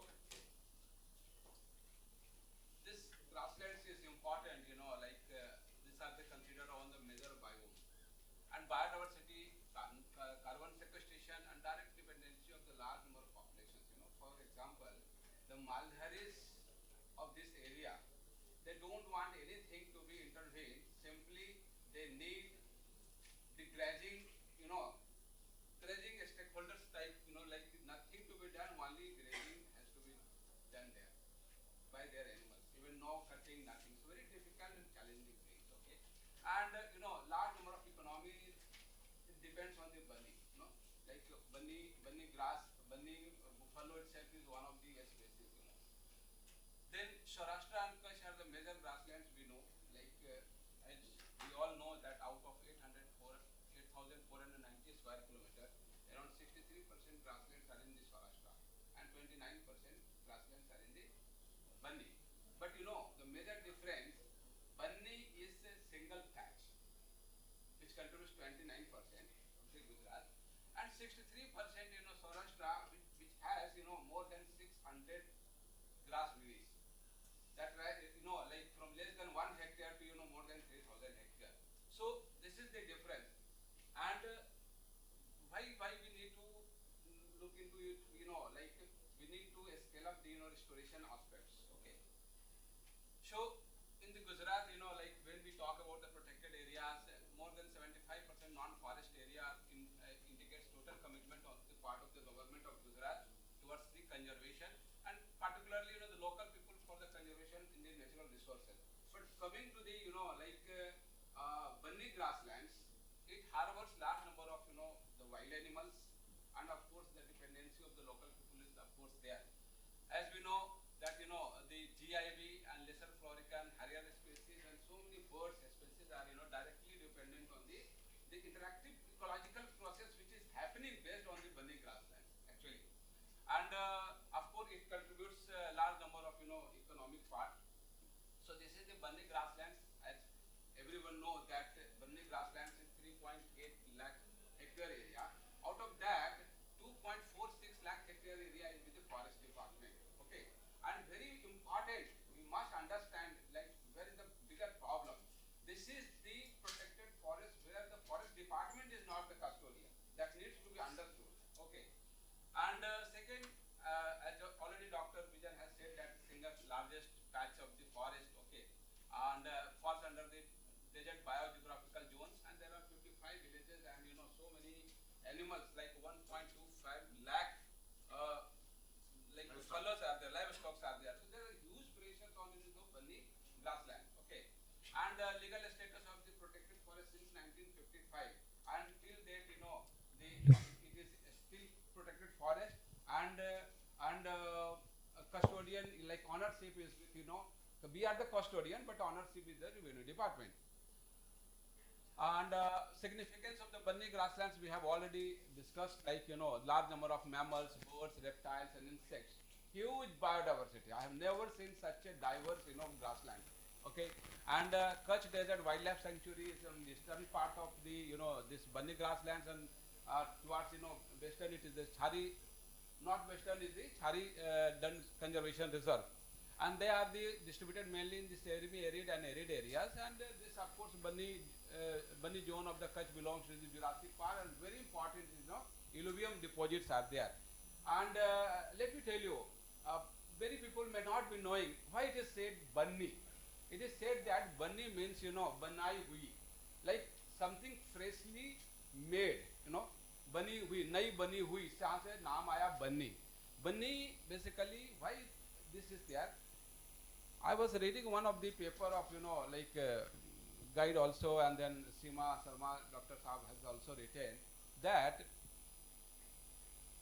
the interactive ecological process which is happens in between like the soil, water, hydrology, and minerals and biochemicals, so many things which is happening, that actually mainly depends on the what kind of soils is there, and new alluvium is adding to all these interactive ecological processes which we need to understand. In the first question, Dr. Saab asked the salinity things to be taken care. Let me come to that. Okay, when we think of land with land cover, okay, so almost 31% of the area is the 31% of the area is grassland, 76,000 hectare area, and prosopis dominant area is almost 16%, and saline soil is 45%. So what Dr. Saab was telling, that out of 100%, almost 45 to 46%, the Banni is highly affected with salinity, and it is not reversing, it is in fact increasing day by day. Okay, and that is because of the so many reasons. Okay, so when we talk about the vegetation type in the Banni, like all vegetations are highly dominated or solely dominated by the prosopis. Even other, herbs or shrubs or whatever we talk, it is dominated by the prosopis. Biggest challenge is that once we reclaim or restore the grassland, the succession is reverted back. Again, what happens, the very next year, if we do not take care of the, the prosopis, very next year, again this prosopis comes into the grasslands. Okay, so it is not that once you have restored and next year it will be, the succession will be arrested. No, the succession has to be arrested and seen every year. That is very biggest challenge, and where fund and money, all these things come. Other areas, what happens, once we finished, we have developed the grasslands, for coming 3, 4, 5 years, we do not do anything, it will be restored. But in this case, Banni, it is not that case.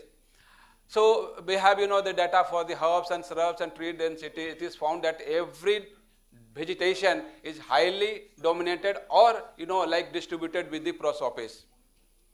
So major problem of Banni is, desertification, land degradation, soil salinity, grazing, encroachment, illicit cutting, and prosopis of the, invasion of the prosopis juliflora.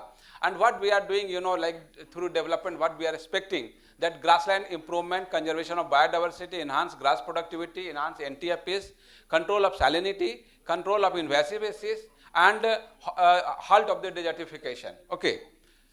So this is faunal diversity. Wanted to say that it is highly, like the Charidan Conservation Reserve. When we see, like there are large number of lakhs and lakhs of the birds are there. So this is totally dependent on the wetlands which, in fact, when you see the Kutch almost 45 to 50% area is the wetland nature. Okay, so large number of birds are there. Even flamingos, they are breeding for second generation and third generation we are getting. Okay, so Charidan Conservation Reserve is very, very important aspect. There are two major things. One, Kutch Desert Wildlife Sanctuary, which is also part of the Banni grasslands, and second, like 22,700 hectare is Charidan Conservation Reserve. So Charidan Conservation Reserve, that lake part is very, very small, but it is highly affected with so many prosopis and something like that. Okay. So what we have done, like site selection, land preparation, SMC works, protection works, all these things we have taken, because that working plan of the Banni says that like 22 to 32, like there has to be a working for the 76,000 hectare land for the purpose of grassland development.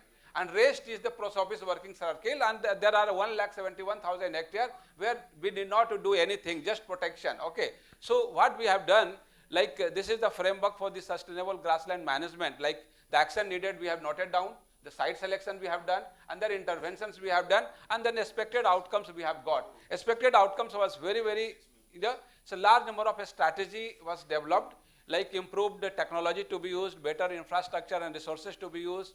Then large number of, the grass storage infrastructures have been developed, and the management deployment strengthening were done, and development of effective protection.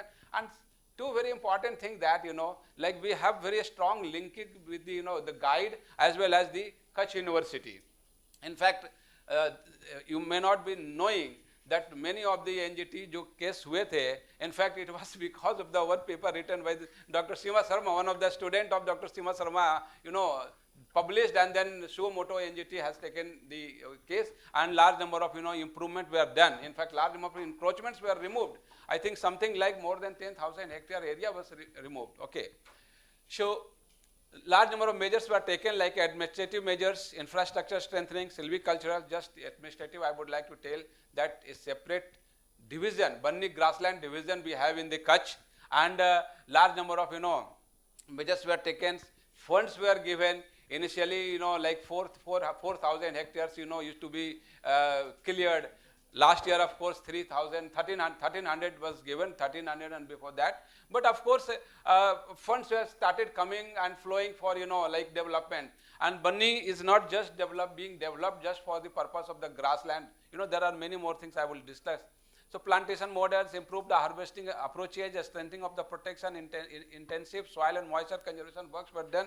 And that has, that you can see, like before and after, it was highly affected by the, prosopis, removed, and, the grasslands were developed. This is in the Gorewali Banni grassland area, where, the before and after you can see that now if you see, the grassland, you will not believe. So grasslands, when there are prosopis, it looks highly ugly. But when there is a grassland developed, it looks very beautiful part of the, the land. So this is the grass restoration done in the Adyug Banni grassland area, okay. And this is what I have already discussed, that the working plan talks about the 76,000 hectare of the area to be developed and rest to be protected, okay. So last 5 years, almost 10,500 hectare area have been treated. By now, I think since 2020, by now, I think almost 13 to 14,000 hectare area have been developed. And last 5 years, we have collected 35,000 grasses. Let me tell you, these are the plots where grass have been developed, okay, almost 14,000 hectare. But we have to develop, as per the working plan, something like 76,000 hectare, which is far as per the prescribed and far what we have done, okay. And let me tell you, the Saurashtra side, like when we worked in the like many grasslands, we thought that 500, 600, even 2,000 kilogram per hectare grasses are too much, okay. But Banni has potential. Just you have to work for the 1 year, and then very next year you can get more than 5,000 kilogram of the grasses per hectare. So the productivity wise, it's excellent. It cannot match any other grasslands, okay. This is the last 3-4 years, the grasses have been distributed to the local people, and something like 75 lakh kilogram grasses other than the targets have been distributed. Just 2 minutes I will take, okay. So what we see, the interactive process, what we see, that is what sir was asking, like how we can halt it, or like one thing can be that salinity is already there, so how we can mitigate. Second, how we can halt it. What I understood, sir, that interactive ecological process is very, very important. So if you arrest the succession level, the soil and the water, the vegetation, hydrological and then biological property of the soils, all these things, very much capable of mitigating. Okay, so that is the one thing. Of course, we cannot, stop what the water flow is stuck by the, dam formations and all these things. But I think what we have to see, the vegetational part of the, treatment we have to see, okay. So this is the grasslands which have been developed, and this last year pictures, I think Dr. Malik Sahab was also visited last year, and just I would like to inform our PS sir. Sir, this is the site where we are developing for the cheetah, and a large number of, the grasslands have been improved. More than 600 hectare area we are treated for the cheetah development, okay. So the Banni grassland is not just seen as a grassland development, but also we are having a strategy for the interactive ecological process, the birds, the migratory refuge for the migratory birds, and so many things which are happening. And this is the site where the cheetah is going to come in the that is Banni, okay. And you can see, the grassland of the Banni, and then grassland where natural cheetah were found in the Africa. So similar kind of like habitats have been developed, okay. So this site, this is the site selected for the Banni grassland development. the site was, selected by the that then CWLW Saab. Okay, so just sir, आपको थोड़ा सा दिखाना था, like this area, this is the Banni grassland which we have developed. This side, right side, and the left side, this cheetah site is, which is from Africa. So the development has been done in such a way that, the cheetah will be very much benefited, the cheetah project will be benefited, and now we have already large number of infrastructures we have developed there, sir, and large number of SMC works have been done. This is the cheetah quarantine boma has already been made. So total 10 quarantine boma have been made, and 600 like hectare area fencing has been done. So now almost we are ready, and very important that soil sampling we are taking every time, so that we can monitor that the physical, chemical and biological property of the soils. Okay. So this is the how the grass pallets and all these things were used for the development. This at the cheetah site. And in Banni, very important activity which we have done is that we have brought all three kinds of herbivores, like spotted deer, like chinkara, and then black buck. More than 300 spotted deer, black buck and all these things. And I would like to thank CWLW President Sri Jaipal Singh Saab, who has helped a lot in breeding of the herbivores. And sir, just आपको inform करना चाहूँगा, लेकिन Tragadi bit we have developed that area, we have made it prosopis free. More than 150 chinkaras I have sighted in half an hour, sir. So it's amazing. Once you develop the grasslands, you will see the large number of the wild animals and all these things come. So large number of species. This is the black buck in that area has been breeding. A large number of new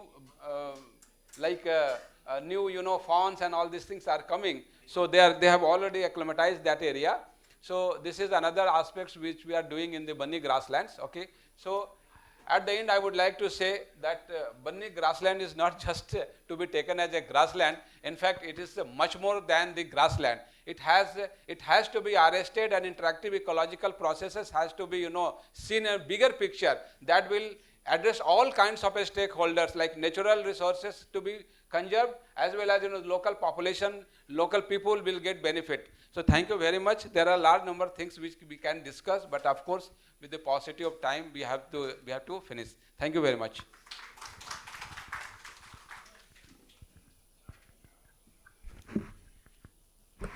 Thank you, sir.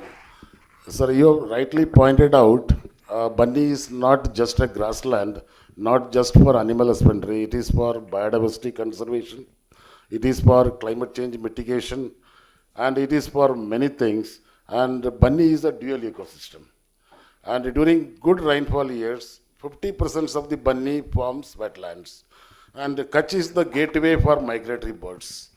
There are lots of cranes, demersal and common cranes. It is coming from Mongolia and Russian breeding grounds. And there are so many ducks and other species. And when there is a good rainfall years, Banni and surrounding areas attracts a large number of migratory birds. So it is for migratory birds, reptiles, plant biodiversity. It is for many more things, sir. And cultural. Banni Bharat work is very important international level. So now we are going to the, because of the time constraint, we are going little, so next to Dr. Subradam.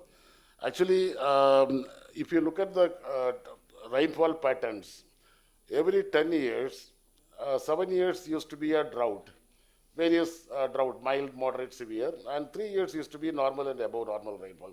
This is a scenario in Kutch. From 1920 to 2000, this pattern has continued.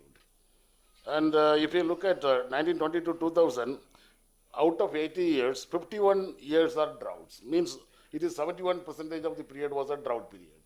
But if you look at after the earthquake, people normally put benchmark. It is after the earthquake, major incident. 2001 to 2023. Out the 23 years, the drought was only 10 years, and 13 years were excellent rainfall years. And last 7-8 years, every year we are getting more than 800 mm rainfall. Our average rainfall is 328, and we are getting more than 800 mm rainfall.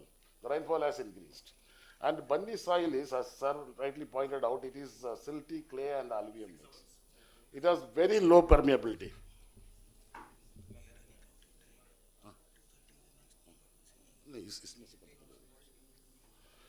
And the permeability is very low. So now the high intensity rainfall, very heavy rainfall incidents, more than 125 mm, heavy rainfall incidents and rather heavy. The very heavy rainfall incidents, earlier it was once in a decade.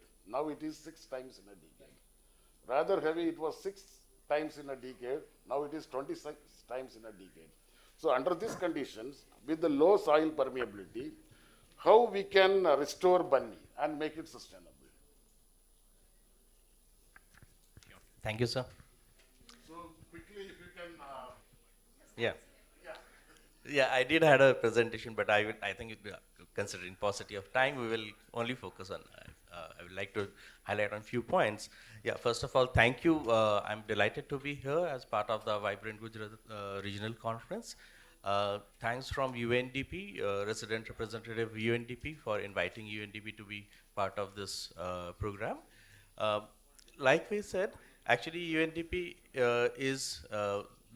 we are actually here spearheading a program which is led by Ministry of Environment, Forest and Climate Change, and it's a GEF finance project, which is a Global Environment Facility Finance project.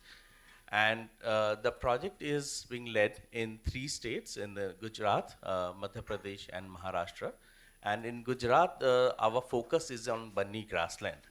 Now, as we have been listening since morning, as like Gujarat has been pioneering in doing, grassland restoration, and it's one of the areas where the global area needs to know what Gujarat has done in terms of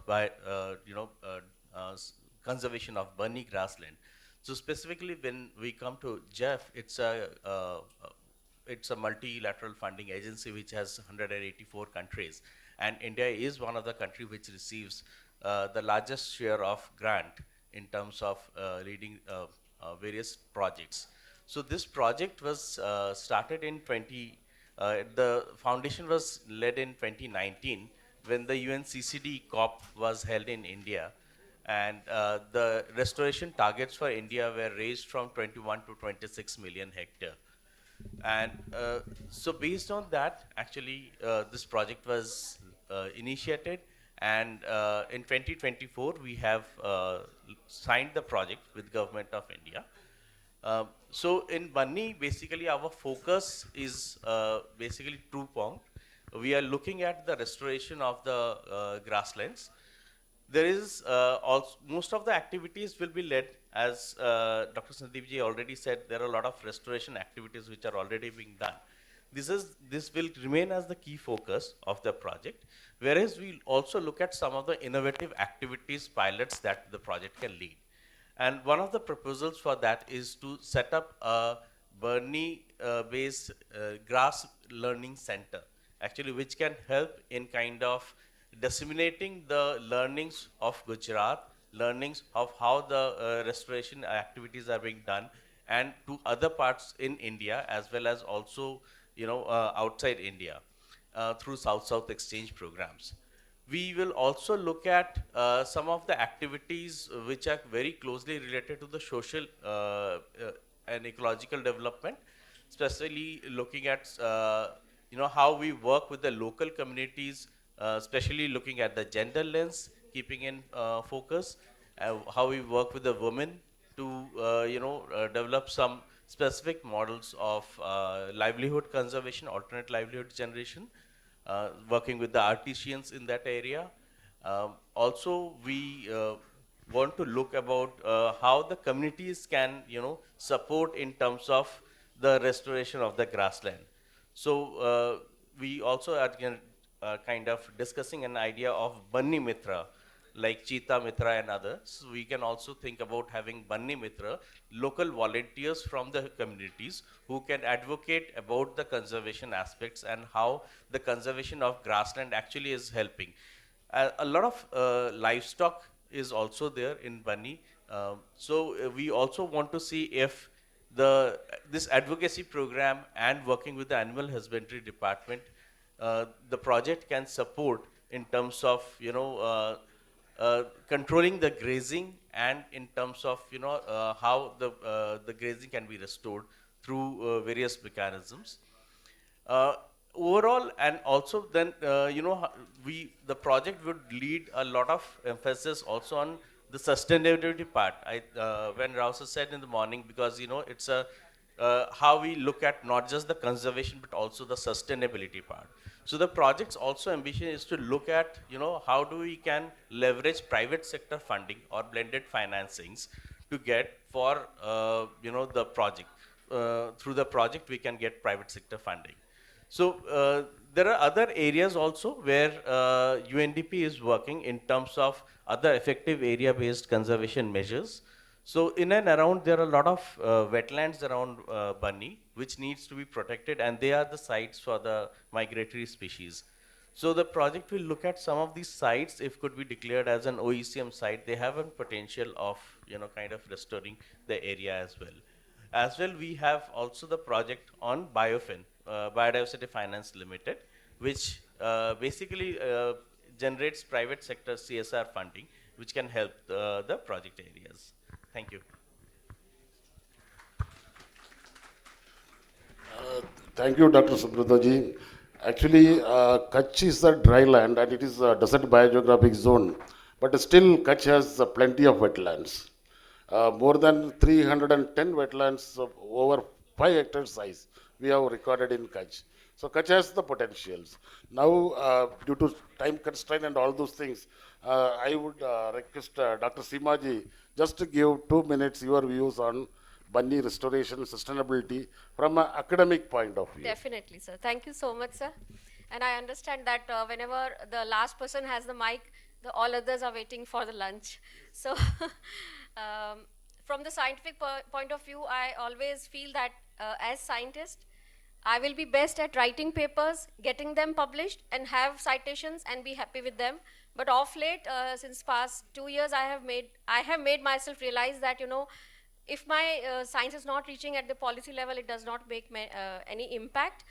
We have gone into appeals when it comes to publications, sir, because thank you, sir, Sandeep sir, for highlighting that part. But when we were doing that work, that was not at all the intention. We just wanted to see, as curious minds, we just wanted to see कि बन्नी में करना क्या चाहिए, because we were just reading people and talking to anthropologists, and somebody was saying कि ऐसा कर दो, somebody was saying do this. So I asked my student, let's sit and decide कि करना क्या चाहिए, and that question came out. We went into deeper science. I will not discuss that because that has already been published in scientific reports. And then we came out with very interesting findings, one after the another. A simple movement of bunny buffaloes was able to change the entire ecology of that place. This was superbly interesting for me. Then I came from a department which was geology. So I had to have discussions with my geologist HOD. So he used to tell me, pata hai, bunny is a half graben. Ab mujhe graben kabhi samajh hi nahi aata tha. So graben was something that the structure is something like this. So whatever water will come, it has to stay for some time and then it will go away. And because uska parent rock aisa hai, to Seema tu kuch bhi kar le, wahan pe kuch intervention nahi hoga. So, connecting those dots, I realized that something still is missing. The anthropology part was absolutely missing because I was not working from social science. And then about 3 years back in DST, I had proposed a project. Unfortunately, it was not through because that time DST was passing through a lot of crux. Now they have funds from ANRF and SERB. So that time, what I proposed, I'm still proposing that in front of this August gathering today. It is known as the Critical Zone Observatory Mechanism, where scientists from different realms work at one place and come out with something that has got a very solid foundation. This has been very, very, very popular in the US, where they have been able to restore even a small river system. So for Bunny, I was wanting that. Unfortunately, I never got funds. So a hydrologist has a very different perspective of Bunny. I, as a soil microbiologist, have a very different perspective. So one day when Beporjoy came, my student was in the class and he was working. And he said, ma'am, how if we define this, that the soil that is coming from Middle East and North Africa is also able to, do something. So I basically work on phosphorus activating microorganisms. So what they do is that phosphorus is there in the soil in entire Gujarat. This can be a very big platform where I say that we do not require DAP at all. We just require certain kind of microbes to be there, and your locked system gets unlocked. Unfortunately, this is not told to the policy people also and to the farmers also, and this is where we miss. So phosphorus cube was very close to me, and that is why I initiated this, that grasses ko bahut kuch chahiye hota hai, but phosphorus ke bina they cannot survive. So the microorganisms, the story started from microorganisms to soils and to geology and to movement of livestock. And here I'm proposing a critical zone observatory. If it can be done, like, people from all realms collect at one place, discuss on those points, and then we come out with something very interesting. So thank you so much.